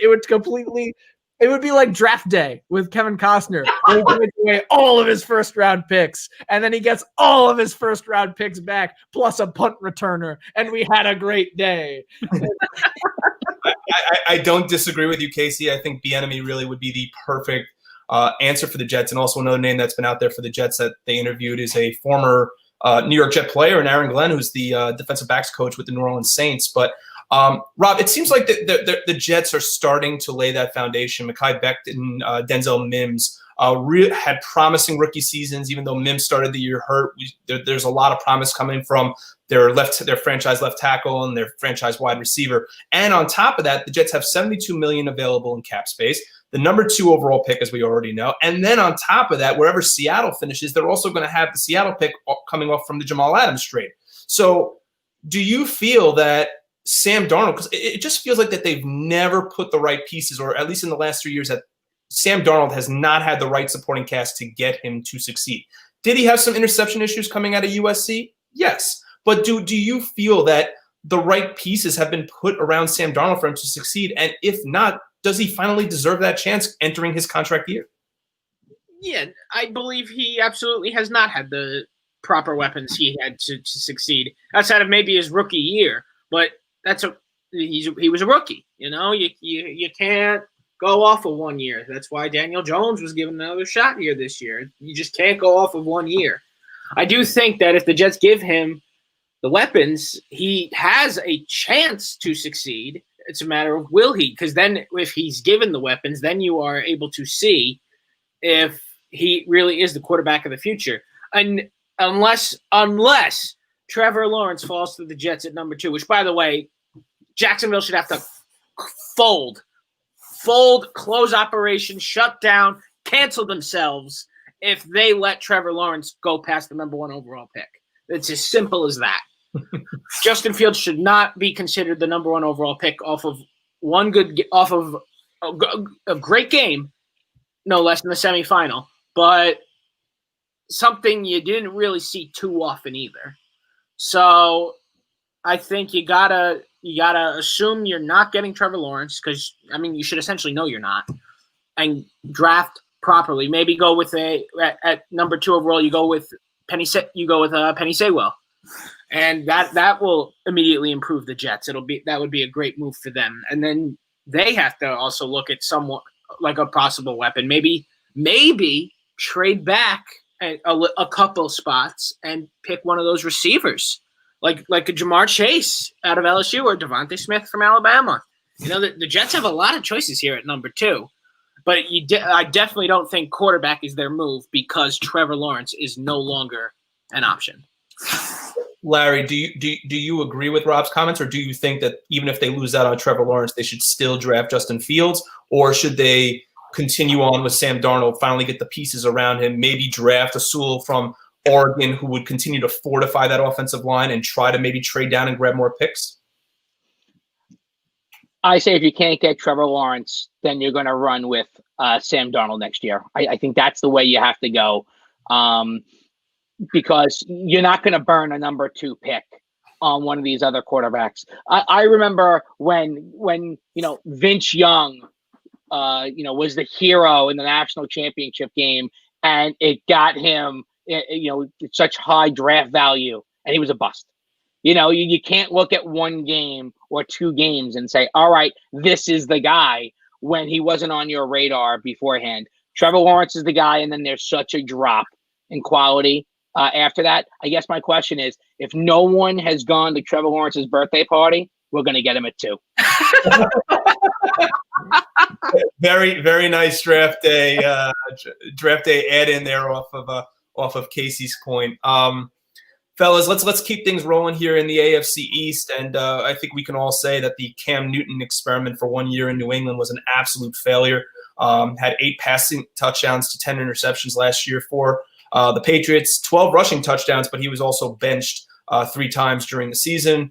And I think the acquisition of Cam also, even though that the New England Patriots had seemed high on Jarrett Stidham, acquiring Cam Newton, to me at least, and I don't know if it does for the 3 of you, tells me that Jarrett Stidham is not the future of what is happening right now at One Patriot Way in Foxborough. So it appears to me that it's going to be time for Bill Belichick to start from scratch or try to dip into the free agent trade pool. That being said, that brings us to Casey's point from earlier, from just a few seconds ago, where he said, maybe do the New England Patriots inquire about Deshaun Watson? And why do I say that? I say that because who was the head coach that drafted Deshaun Watson? Bill O'Brien. What coaching pool does Bill O'Brien come from? He comes from the Bill Belichick coaching pool. So Casey, I'll start with you here since you brought up Deshaun. Where do the Patriots turn? Do they potentially, in a Sonny Weaver kind of way, try to mortgage the farm for Deshaun Watson? But they get back Putney, and what a heck of a Putney he is.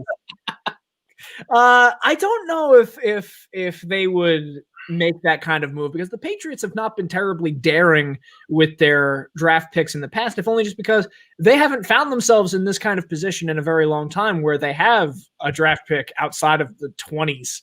It's a very odd scenario that the Patriots now find themselves in. So I don't know if there's pressure on them to make a splash where you're luring them to a water park to physically illustrate Make a Splash, which is a real scene in Draft Day where Kevin Costner is brought to an empty water park and told, make a splash. What a great movie this is. Yeah. It really is. I don't know if I could see them getting Deshaun Watson, because honestly, would 3 first-round picks from the New England Patriots even be enough? I don't think it would be. And I just don't see Bill Belichick being that kind of coach. He never has been in the past. He's not the Jimmy Johnson kind where he would just throw every single pick he has so that he can land Herschel Walker. You know what I mean? It's a very different style. So I can see them trying to search for someone within the organization, trying to build someone up from the ground up, because honestly, that's where Tom Brady came from. They found Tom Brady in the last round. So I could see them trying to pull some more of that Patriots devil magic going forward, or even taking a chance on someone who is established and looking for a new role, like a Jameis Winston might be an okay gamble. A Teddy Bridgewater might be an okay gamble. A Ryan Fitzpatrick might be an okay gamble. Someone who is a clear-cut starter. You can bring someone in, have him be mentored by this veteran, and like Cam, just try to find a reclamation project until the future is settled, because I don't think they'll find the future in this draft. Well, Casey, I think that Vontae Mack is the better prospect than Bo Callahan. Vontae Mack, no matter what. Write it down on your Post-it notes, people. Rob, Casey had mentioned maybe they want to search for the future, and the college football landscape pretty well. And I say that because maybe even though the new GM of the Houston Texans, Nick Caserio, who is formerly the director of player personnel from the New England Patriots, so he has ties to New England, has already come out and said today that Deshaun Watson is our quarterback. So A, do you think he would get traded? And B, if going back to Casey's point, would they maybe, at where they are right now in the draft order, would they maybe inquire about, say, a Mac Jones from Alabama? It's interesting, to say the least. I mean, look, if Deshaun Watson wants out, you have to try to accommodate him. You just can't do that. Otherwise, then you run into problems that way. So there's rumors that Watson is looking to potentially request a trade. If that is true, I absolutely see the New England Patriots trying to put their hat in the ring, and it would scare the hell out of me. And because that's something between the players that they lost from opt-out that they'll get back next year, and just everything else that Bill Belichick can do, Deshaun Watson literally puts them right back into the playoffs. It's like they didn't miss a beat. So that's certainly something to look out for if Deshaun Watson does, in fact, want out of Houston.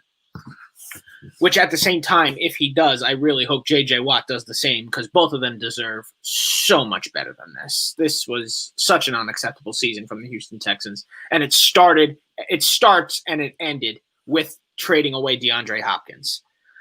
And I think that while Caserio saying that is reassuring to some Houston fans, it literally comes down to Watson at that point.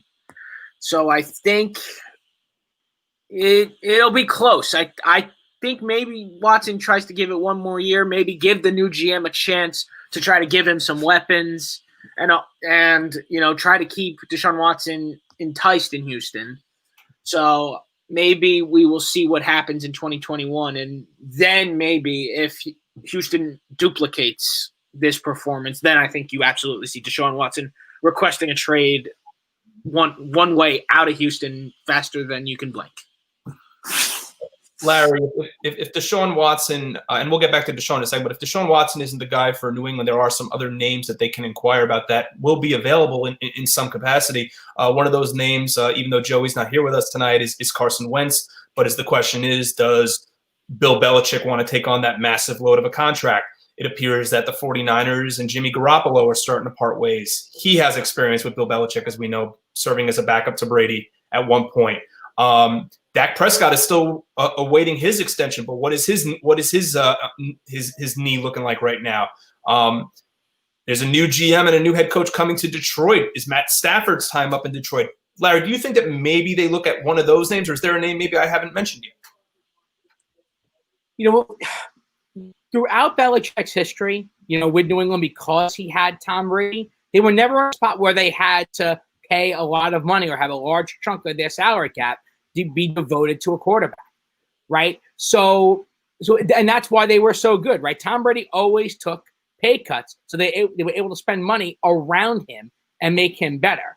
So I think they tried to do that again this year when they brought in, Cam, and it didn't work out. I think Belichick would love to bring someone in and have a reclamation project so he can take credit for it. A guy like Carson Wentz makes a lot of sense because he still has talent, and good point. He has talent. He's young enough. You probably can get him at a decent price, in comparison to what a guy like Dak Prescott would be looking at. And I guess if he gets Garoppolo and they play back to their level, that again shows that it's not only that shows how great Belichick is. If he could then take Garoppolo and go, hey, look, we're good again. Right. When he couldn't do it in San Francisco. But of those guys, Carson Wentz is the most salivating if I'm Belichick.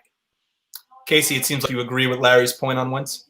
I hadn't even considered Wentz, honestly, because he's been so forgettable this year and so invisible. But that would be a perfect opportunity for him to grow again in New England. He's still young enough to where he's got a future considerably. He does have some talent. It's just not being tapped into. He would be a perfect option for them. Yeah, I hadn't even considered that. It's a great point, Larry. Gentlemen, I forgot to get to the 718 sports update, but we will get there in a moment. But what I want to do is go around the room here and just do a quick buy or sell on whether you believe that come 2021, Deshaun Watson is going to be traded to another team. Rob, let's start with you. It's a tough one. I think I'm gonna stick by my guns, and I'm gonna sell here. I'm gonna think he stays for this year. Allow Nick Caserio to see what he can do and see if he can help things out, give him some weapons. And because if you give Deshaun Watson some weapons, Deshaun Watson's one of the best quarterbacks in this league, arguably top 3. So if he gets some weapons, watch out. Larry, I will also sell that he will still be the quarterback of the Texans next year. You build around him, you have new leadership, and then he can show you what they can do. I don't think a lot of other teams are gonna give up the number of picks that they need to give up to get him. Casey. I'll disagree with Larry on the point that I think that someone would be silly enough to trade away the crazy number of picks. I think that you could see the Detroit Lions giving away a stupid number of picks to get a new quarterback. But the thing is that the Texans won't do it because the Texans learned their lesson from the DeAndre Hopkins trade. I think that if they traded away Deshaun Watson after handing away DeAndre Hopkins like a 3-button coat at the Salvation Army, if you really did that, Bill O'Brien's not the GM anymore, so it's not really a realistic possibility. If the Texans trade away Deshaun Watson, fold as a franchise. I'm dead serious. Give up. Close the stadium. Have J.J. Watt just have him walk to somewhere else. Have him find a new. It's like a foster cat after its owner dies. Just give it to a nice little home so that it can retire and live out the rest of his Hall of Fame career. They would be the most irrelevant football franchise in the league if they trade away Deshaun Watson. So I pray to God that they don't. Gentlemen, we have Super Wildcard Weekend predictions on tap, but first I wanted to make sure it is 7:33 here now on the Primetime Rundown. I want to make sure we didn't forget about our 718 Sports Update, and our 718 Sports Update actually features what was a pretty busy past 24 hours in the National Hockey League. The first note being that Henrik Lundqvist's open heart surgery was a success. I'm glad to see that he actually did tweet on social media today and that he is recovering and doing well. The next part of that is I hope that some team will try to take on if he still wants to play, a 39-year-old with a heart condition. Highly doubtful, but just happy that he's doing well and coming off his surgery. The league has also reported that 4 teams will have in the NHL limited attendance this year at home games. 2 of them not so much a surprise considering what we've seen with respect to COVID exposure and sporting events in the state of Florida. So the Tampa Bay Lightning and the Florida Panthers will have limited attendance, though the Florida Panthers don't draw anything to begin with, followed by as well as the Arizona Coyotes and the Dallas Stars. On Rob's note with regards to the Devils, that Corey Crawford is going to be taking an indefinite leave of absence from the New Jersey Devils for personal matters. So we wish him the best. It seems that it's going to be even sooner than later, Rob, that it's Mackenzie Blackwood or bust. And lastly, the latest news to come out of the National Hockey League today is that the Dallas Stars, who we just said will have limited attendance at home games, have had 6 players and 2 staff members test positive for COVID-19. So they're at the start of their season, even though the puck is supposed to drop on the season on Wednesday, is going to have the start of their season delayed. Robert, Casey, have they announced exactly when they project to have The earliest possible date they can start is January 19th. January 19th? So. What he said. Pretty much point. Wait, no, you're that way. That way. Here. You got a mirror. Do it. Well, we have some shake and bake happening here on the Primetime Rundown. We want to conclude our NFL segment here with what is the big news this weekend, which is not just Wild Card Weekend, as I mentioned, but Super Wild Card Weekend. And as I pull up the bracket here of the path to the Super Bowl in Tampa Bay, Florida this year on February 7th, 2021, the 3 Wild Card games on Saturday will feature first the Colts at the Bills at 105, the Rams at Seahawks at 440, and the concluding with the Bucs and the Washington football team at 8:15, because why not? Brady always gets prime time. And then on Sunday, we've got Baltimore and Tennessee at 105, which is a rematch of last year's AFC divisional round. Then at 440, we could see Drew Brees' last game in the NFL when they host the Chicago Bears at 440, and concluding the wild card weekend will be the Browns and the Steelers. We will get to Kevin Stefanski here with regards to the COVID exposure of what's happening right now with the Cleveland Browns and whether or not that game should be postponed. But it is the first postseason appearance for the Browns since 2002. And just the other day, I believe it hasn't been announced yet until tonight, but I had put up our picks for wild card weekend between and I see you there, Casey, between myself and as you can see, our picks pretty much mirror each other, except for the Tennessee-Baltimore game where Joey has the Titans advancing, where Rob and I both have the Baltimore Ravens. So, gentlemen, Rob, I'm going to start with you here. Our picks match each other, but what game on that schedule of the 6 games you've seen has your attention the most this weekend?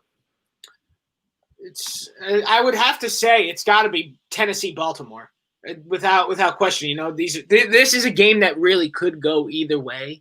Like my picks, as you saw from my picks there, very boring, no upsets whatsoever. Yeah, go down the line there. You know, you got the Saints. That's probably going to be a wash. The Saints is going to be not great. The Bears aren't that good.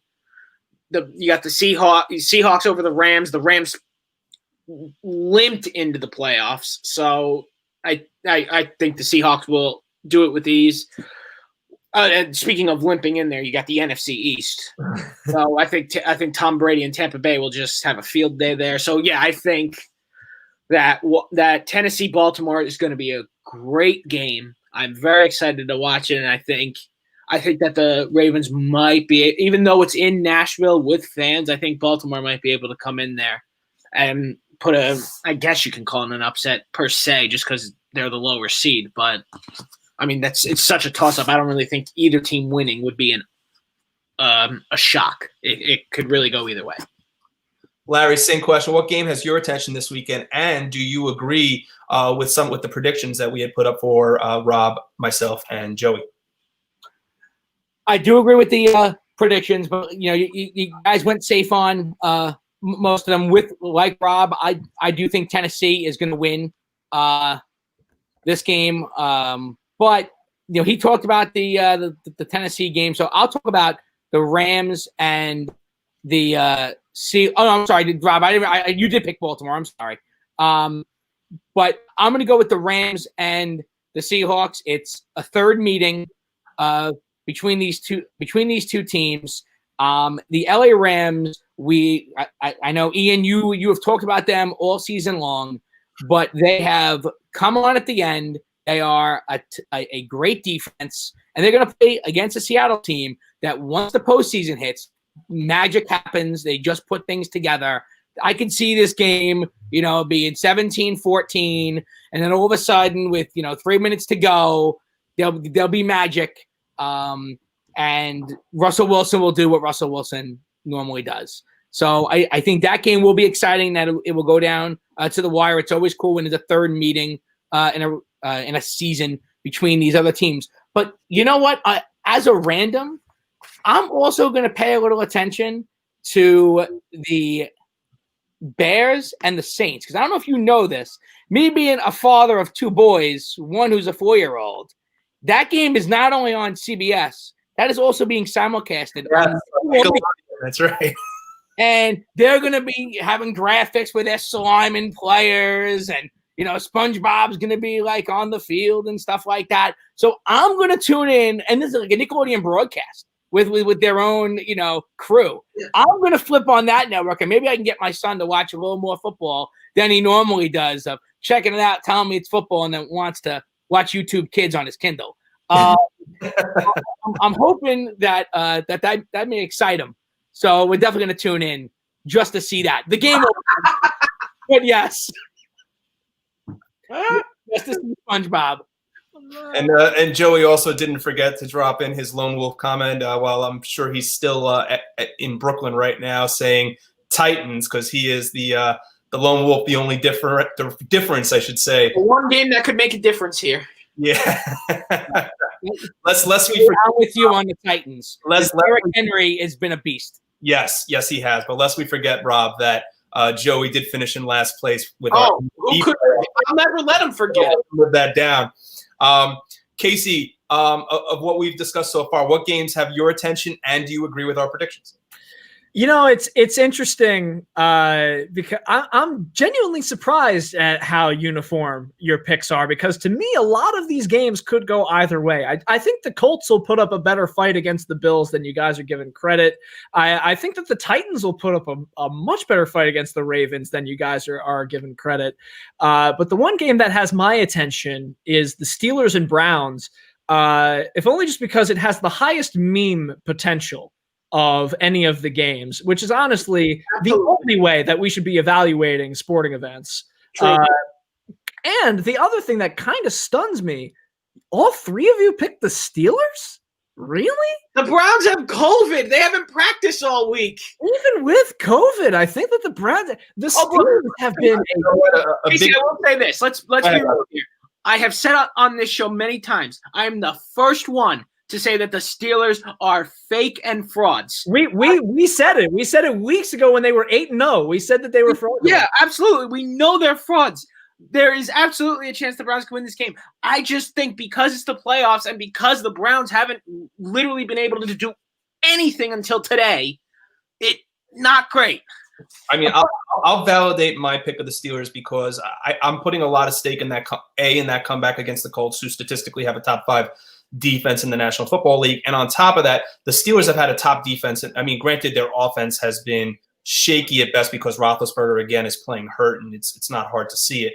And they're not getting much of a running game out of James Conner, so Roethlisberger really has to do it all at this point. Is that because they have the defense that they do, I think that they are going to basically force Baker to be the man. That right now, the Browns get by with these wins because of the two-headed running attack that they have Nick Chubb and Kareem Hunt. If that running attack does not get going, they don't win football games at all. I mean, look, losing Beckham was huge, but you look at some of the receivers they have. I mean, Austin Hooper and Jarvis Landry and David Njoku. I mean, besides Landry, they don't just scream off the page. I mean, they made Austin Hooper a top 5 paid tight end in the NFL this year. So a lot of what, for a team that is able to stop the run the way the Steelers are, it's just going to put Baker – it's their first playoff game since 2002. Baker's never been in this position. If he can do it, all the more power to him. Listen, I have no problem cheering on the Browns here, but I just think from a realistic standpoint, when you have a quarterback that's been there before, when you have a defense that can stop the run, and you're going to force a quarterback who's making his first playoff appearance to be the guy, I'm not so sure Baker can get it done. Those are all valid points. Counterpoint. The Steelers are a dumpster fire right now. I know that they had that one good win against Indianapolis. You're absolutely right. But they couldn't pull it out against Cleveland in week 17, and they've looked started, not bad. Yeah, the point notwithstanding is that they just look so discombobulated compared to the beginning of this season. They were a dynamic offense when they were playing Cleveland in week 4, when they beat them 38-7. And then they haven't looked the same. They couldn't beat Washington. Now, granted, again, Cleveland has their fair share of bad losses too. They lost to the New York Jets. That's an unforgivable act. It's fine. But I just think that Cleveland is riding a wave of momentum right now, kind of like the Buffalo Bills in the sense that they have a chance to rewrite history. And I understand that there's a lot of uncertainty when it comes to a first playoff appearance, but I do think that there's something to be said for being that underdog mentality, COVID or no COVID, that I'm surprised that, like, of the three of you, I'm surprised not one of you took a chance on Cleveland. I'm just saying. For me at least, it's look, I don't mind. I'll be the first one to get behind Cleveland if they win, but I'm not there yet. Pittsburgh's got the playoff experience, and yes, I don't disagree with you. They are a dumpster fire. They're probably one of the most if not the most overrated. I mean, the only other overrated team I feel there is in football are the Tampa Bay Buccaneers. And we could discuss them as well, just because I think that they're not as good as their record indicates. And even though they have Tom Brady, I don't think they're good as the way things indicate. But guys, I want to stick here with Cleveland here for a second. And the reason I want to do that is because Kevin Stefanski, their head coach, is also not going to coach on Sunday. And there's been a lot of discussion about whether or not they should postpone the game to make it fair to both sides. Like, this is not a regular season game. This is a win or go home situation. And Larry, I'm going to start with you here. It's their first postseason appearance since 2002. And I'm not saying because it's been 19 years that since the Browns made the playoffs that they should get a pass. But it seems like in a game where it's the playoffs, you're trying to make the Super Bowl, it's win or go home. This isn't a regular season game where in week 9 where maybe you can get by. This is a game you have to win or you're done. Do you feel that that maybe the discussions should take a little bit more of a deeper look into the discussions of maybe trying to postpone this game and not have it on Sunday night? You know what?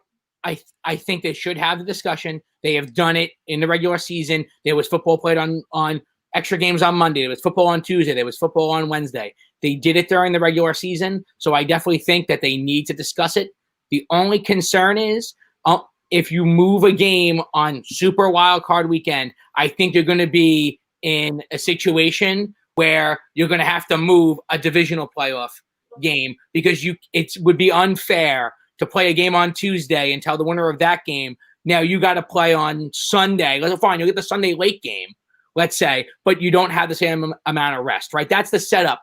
Week 17 in the NFL, everybody plays on Sunday for a reason. It also sets up for playoffs. So they would have to do a lot more tinkering with the schedule. I don't know if they want to open those can of worms, but they did during the regular season. They bent over backwards for a lot of teams. COVID has been destroying the Cleveland Browns, and to not have your head coach is a big deal. They should consider it, but I don't think they'll move it. Rob, do you agree with Larry on that point? Absolutely. I'm sure it already has been discussed, but and they more than likely came to a unanimous decision to not move it, because at that point you cannot ask a team to play on Tuesday and then again on Sunday, and then you can't jumble this, because then you're jumbling the entire playoff schedule. So you don't want to do that, and I think the Browns are going to have to try and figure this out on just with 2 days of practice. It's not going to be great. It's probably going to be ugly for them, especially without their head coach. But, crazy things have happened. And as I have said, the Steelers are frauds. So anything is possible. Gentlemen, this is our first show actually since before the new year, or I should say before the holidays, including Christmas. And during that time, it had been announced that possibly Drew Brees might be playing in his final games of his career, a decorated 20-year career that's going to see him one day become a first ballot Hall of Famer into Canton. And Casey, I don't want to just say like what was your reaction to his possible retirement and just looking back on his career, but just knowing that if they lose to Mitch Trubisky in Chicago, that game could be Breeze's last. What does that mean to you? I'm reminded of a conversation that we had on Tuesday in the hockey show where Henrik Lundqvist said goodbye to the New York Rangers organization without getting a true farewell with fans to cheer him on. Drew Brees will not get the proper send-off that he deserves, because even though it'll be at home and even though they may be letting in some people, it's not enough.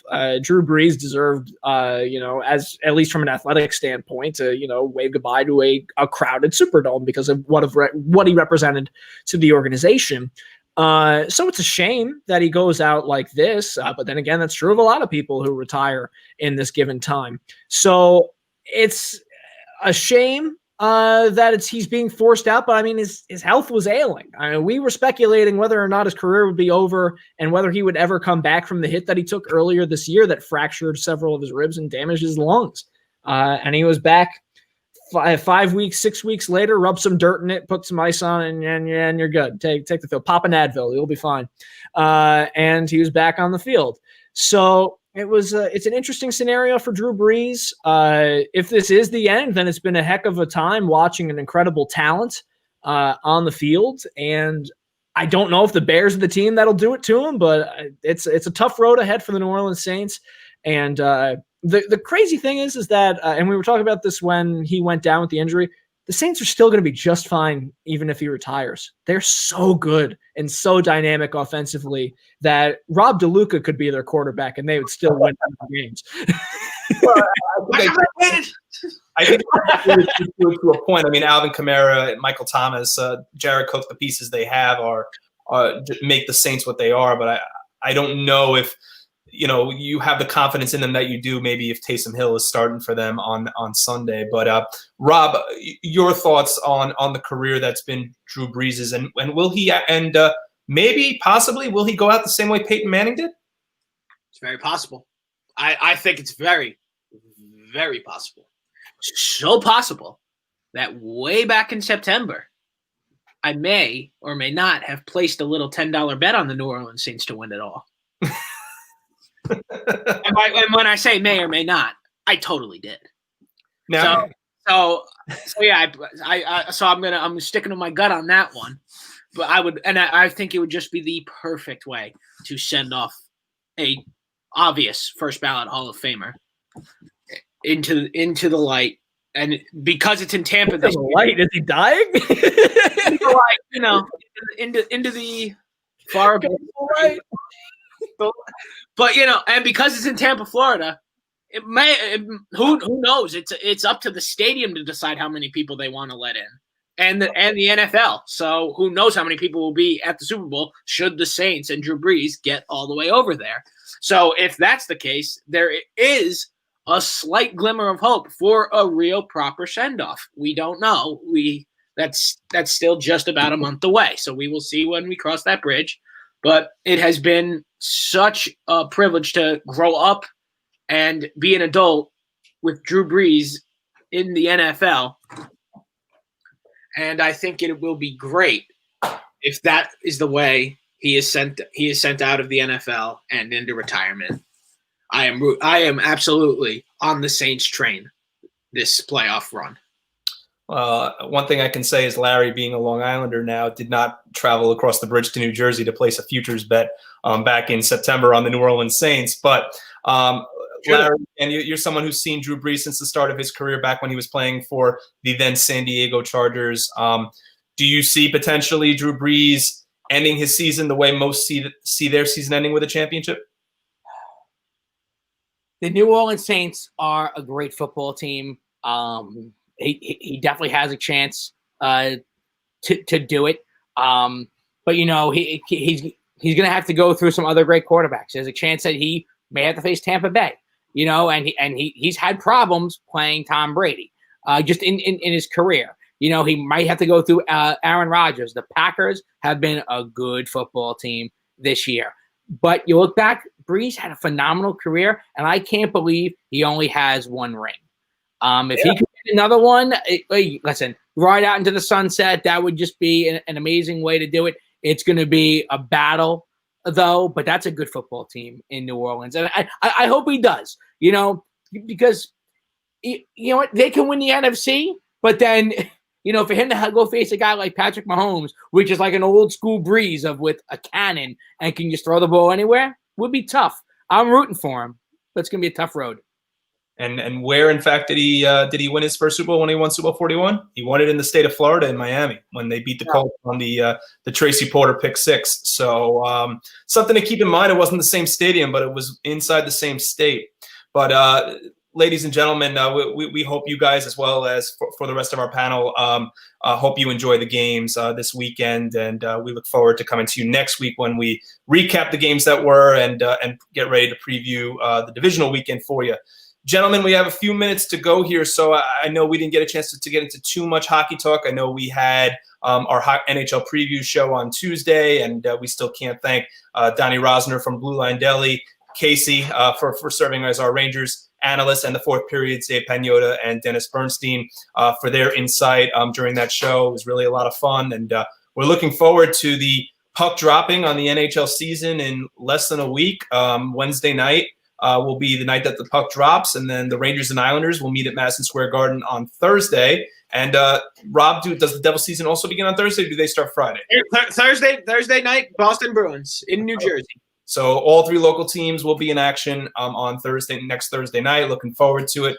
Can't believe hockey season's back already, but we're ready to go. And that being said, I'm going to go around the room here as we have a few final minutes before our kudos. And even though we didn't get a chance to talk again about Barzal or talk about possibly, Pierre LeBrun was reporting that maybe the Rangers would put the prospects together that they have to maybe try to put together a trade for a Patrick Laine with Winnipeg, or even talk about Keandre Miller again, playing his way into the lineup possibly on opening night for the Rangers. But the one piece I wanted to get to was really to get for the three of you your Cup final predictions, as this is going to be the final show for us before the puck drops on the NHL season. And I know Joey's watching, so I want him to comment with his Cup predictions as well for 2021. So, Rob, let's start with you. All right.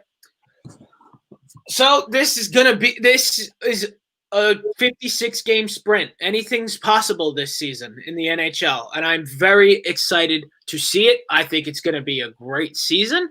Not necessarily for my New Jersey Devils. I think, to be perfectly honest, that's going to be a train wreck. I'm hoping to be competitive at this point. That's all I'm hoping for from the Devils, is to be in every game, look good, and improve and build upon every single game.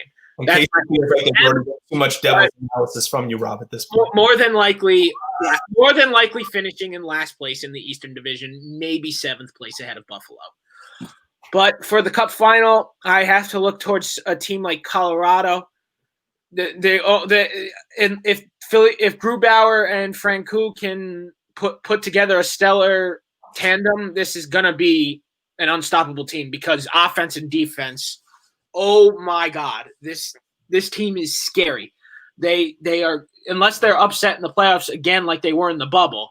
But again, the NHL playoffs, anything's possible. But I think this is the time Colorado finally comes back 20 years and 20 years later, no less, than from their last Stanley Cup final run. So, and ending with a ring. So I think the Colorado Avalanche will be there. On the Eastern side of things, it's an interesting one because of the Canadian division. So it'll be interesting, but I think ultimately we are going to see the Tampa Bay Lightning return to the Stanley Cup final, but it will be the Colorado Avalanche lifting the trophy this time around. Well, the key for the Colorado Avalanche, Rob, as you said, is the goaltending. We know that they've got the scorers with McKinnon and Landeskog, and the pieces are there, but they just need to make sure they have the goaltending. So, Rob's prediction, Colorado and Tampa, with Colorado hoisting the cup. Casey Bryant, you're up. Phoenix and Ottawa. No, I'm kidding.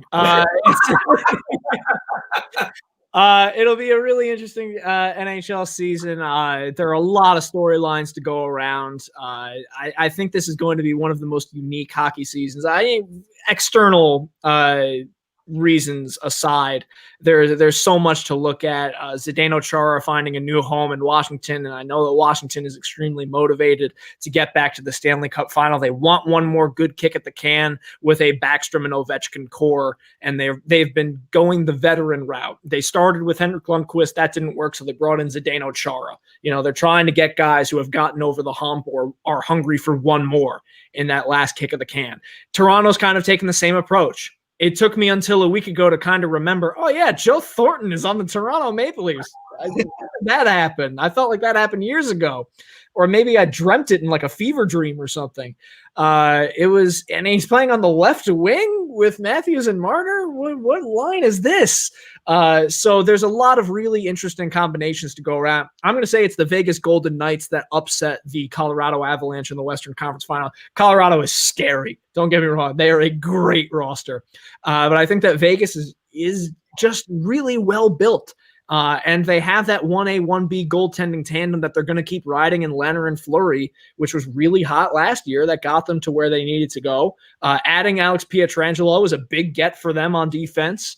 So they're going to be a fun team to come out of the Western Conference. As far as the East goes, I mean, Toronto is going to have a lot of pressure on them to make something happen because they are the Toronto Maple Leafs, and the city expects a lot of them, and they still haven't gotten past that first round. That loss to Columbus last year was a big punch to the gut for that organization. So there's going to be a lot of pressure on them. I'm going to say it's a Toronto-Carolina kind of – Toronto and Carolina are going to be too interesting. Carolina is going to be in the Central, though. It's hard to adjust to that. Yeah, this could be weird. What if we end up with like three? What if we end up with like three Western teams that were? Yeah, this could end up being really weird. I thought Toronto is going to be an interesting one, but I think that out of the Eastern Division, you're looking up and down that division. I'm afraid that the division is going to cannibalize itself in terms of competitor, but I think that the Philadelphia Flyers are going to have the best chance to come out of that division. So I'll say it'll be Vegas, and I'll say it's the Flyers in the Stanley Cup final, and I'll say it's the Vegas Golden Knights because the AV window, the Alain Vigneault effect, is 2 years. Yes. The New York Rangers were in the Stanley Cup final 1 year, the Eastern Conference final the next year. This is year 2 of Alain Vigneault in Philadelphia. This is the last year of your window, Philly. Welcome to it. Yeah, that Cup final makes me want to jump out my window. Actually, Larry, your NHL predictions for this year? All right. Well, I'm not a big NHL guy. There's just never as much free time to watch hockey. I do my baseball and football. But but of what I know, I do agree that the Colorado Avalanche are a scary team. They are complete. They will probably be in the final. But I actually do like Toronto. I think Toronto has a chance to win in the East. They have Matthews. They have Tavares. If Matthews can do a little more scoring, which he can do. Then I think Toronto has a shot. In fact, I'll say Toronto upsets Colorado. So the Leafs and the Islander fans like Joey are very, very upset because John Tavares is hoisting a cup north of the border. And the Stanley Cup would return north of the border for the first time since 1993. It still has yet to return north of the border when the Montreal Canadiens won it. And then I had asked Joey, I'm sure his ears were ringing because he had given us his prediction. He is buying Patrice Bergeron and Pasta for this year and has Colorado facing Boston. So it's hard to go against those picks just based on their finishes last year and the offensive weapons that they throw at you, especially with players like DeBrusk and Pasternak and Bergeron and so on and so forth, and Tuukka coming back. So Colorado versus Boston, Joey's choice for the 2021, and it's only because I just had Pasta, says Joey Jerzinka. So, I mean, I was going to say Boston is a bold choice because they did lose Torrey Krug from their. They lost a lot on defense. It's not. I mean, they do have options on there, but losing Krug and Chara, that's a big one. Gentlemen, I want to know what kind of pasta it was, by the way. Well, yeah, maybe Joey will comment in the meantime while you offer your kudos because we have hit that point of the show. And Casey, I am going to allow you to go first because I need your opinion on something, which is, do you think that Tibbs is doing a good job as the Knicks head coach right now? Buddy, let me tell you something right now. All right? Because I have on screen right now, looking at it, there's 7.9 seconds to go in the first quarter. of a New York Knicks basketball game in which they are the favorites, according to DraftKings. What a world we live in. Are they covering though, Casey? Yo, bro, are New York sports back? Like, is this happening? Are the Jets are getting the second overall pick? The Giants are going to get a good pick, and they were already a great football team anyway. Obviously, yeah, obviously. The New York Mets are going to run New York. The New York Knicks are taking over the Eastern Conference. Bro, is New York back? Are we doing this? The New York Knicks are currently up by 9, but what I love about Tom Thibodeau is how much he's unafraid to challenge. It's that linguine with garlic oil. Well done, Joey. All right, good work. Gabagool. Anyway, and Tom Thibodeau, I don't pretend to be the NBA fan that watches 82 regular season games. You know, I'll box score watch and I'll hop from game to game, team to team. And it's a very laissez-faire approach to NBA. This has been the first season, just by virtue of nothing else really being on, where I've made a point of watching every single Knicks game, going from like an ironic LOL Knicks fan to, wow, this team is actually really fun to watch. And when you watch Tom Thibodeau coach, if there's a bad defensive sequence, he'll call timeout and let you know. If you were up by 8 and now you're only up by 5, he'll let you know.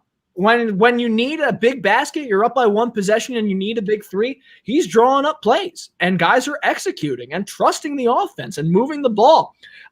So it's a very interesting thing to see that there's a legit coach that is challenging the players to be better and win games, and they're responding. Julius Randle is a legit MVP contender with the way he's playing right now, which who would have picked that at the beginning of the season? Who could have possibly seen this coming? Rob, I wonder what that is on DraftKings. Yeah, Rob. The New York Knicks have themselves right now a 9-point lead on the Oklahoma City Thunder. Knock on wood, if they finish this night, they're 6-3. The New York Knicks. What are we watching right now? Look, Julius Randle and Austin Rivers, Emmanuel Quickly. Are you seeing an Austin Rivers 6th Man of the Year award before your eyes? Are you seeing an Emmanuel Quickly Rookie of the Year before your eyes? Julius Randle could be most improved player. He could be most valuable player. I said this before the season started, and y'all laughed when I said that the New York Knicks were back. And granted, I was saying it 95% for a laugh, but now it's completely 100% serious. Hit the gas. The New York Knicks are running the table. I am all aboard the hype train. Choo choo. Casey Jones, you better watch your speed. My kudos goes to Tom Thibodeau this week. The Knicks are going 79-3. Larry, your kudos are up next. Well, it's funny. I said I'm not really into hockey as much because there's just not enough time. But I'm also a big fan of the Olympics. We didn't get the Olympics this year, but we got World Junior Hockey Championships, and my kudos goes to Team USA. Their 2-0 win over Team Canada, which was a powerhouse Canadian team. I'm not saying this is Miracle on Ice territory, but Canada outscored their opponents 41-4 going into that championship game, and Team USA to win that game 2-0, right? They get the goal from Tarot. They get the goal from Zergis that they just put it all together and stop the team that was scoring like crazy. I got to give the credit out to Team USA.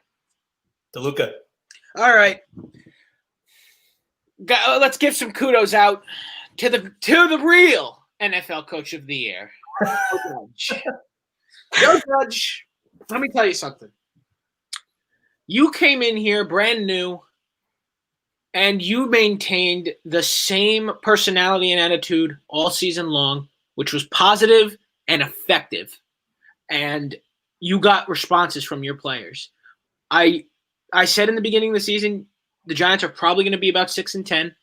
They finished exactly 6-10. So he pretty much met expectations. But just the way he speaks after games, the way he coaches these players, the way players respond to him, it's a beautiful thing. Also, the added bonus of him just absolutely ruining Doug Peterson following Sunday night's fiasco was phenomenal. I will never not lose respect for Joe Judge ever because of that. I can also never root for Dallas. I can also never root for Philly over Dallas ever again. So, I mean, sure. I mean, in a realistic world, yes. But let's be real. He just ruined Doug Peterson, even though Doug Peterson's going to be there next year. And when the Giants sweep the Eagles, it's going to be a beautiful thing to see. Just out of pure spite, it's going to be great. And but honestly, Joe Judge, for real, the way you coached the New York Giants this year, after 5 years of just god-awful things happening, it is nice to see that the New York Giants are heading in the right direction, all at the helm of Joe Judge. Your words to God's ears there, Rob, about the New York Football Giants for 2021. I'm going to keep it pretty obvious here for my kudos, and just give my kudos out to the Mets front office, to Steve Cohen, to Sandy Alderson, to Jared Porter, for withstanding the ongoing social media barrage from the impatient Mets fans, myself included, and now Flushing, as a result, has the best shortstop in baseball, and saying that, in fact, they are not done just yet. So kudos to you, Miss Uncle Stevie, Sandy, and Jared. So very exciting times right now in Flushing, very exciting times for Mets baseball. Before we log off for the night, ladies and gentlemen, we just want to let you know what is coming up on the Eastern Observer. We continue our partnership with the New York Professional Scouts Association as Joey Jarzenka showcases former New York Mets and Montreal Expos general manager and the architect behind the run of the 2006 New York Mets playoff run, Omar Minaya. At one point, he was actually the scout whose marquee signing was once former infielder and St. John's University alum Rich Aurelia. That will come to you tomorrow morning at 11 a.m. The Eastern Observer has amped up your wrestling fix with our newest show, the Daily Wrestling News Show, with Minutes to Bell Times, Ryan Joy, every Monday through Thursday, starting at 10 a.m. And then on Tuesday nights, the guys are back. Al Carl, John Smith, Ryan Joy, John DeConti, and Gary Mihefe for the Essential Wrestling Podcast, with coverage beginning at 6 p.m. And then the Primetime Rundown interview series makes its 2021 debut a week from Monday, January 18th, when I chat with the play-by-play man for the NBA G League's Long Island Nets. Kevin Dexter will join me for an intimate discussion on his experiences Monday, January 18th at 8:30 p.m. And finally, Joey, Rob, and I will be back with episode number 47 of the Primetime Rundown next Friday, January 15th at 6 p.m. We will be diving into divisional weekend in the NFL, as well as recapping the first week of hockey action from the local teams in the metropolitan area. And all programming can also be seen on the I-95 Sports Network and Zingo Television Channel 198. And be sure to subscribe to us on Apple and Google Podcasts. And we're also available now on Spotify and iHeartRadio. Ladies and gentlemen, one last time, for my co-host Rob DeLuca, for our special guests Casey Bryant, Larry Przetakiewicz, I'm Ian Schraier. Enjoy the football this weekend, ladies and gentlemen, and we'll see you next time.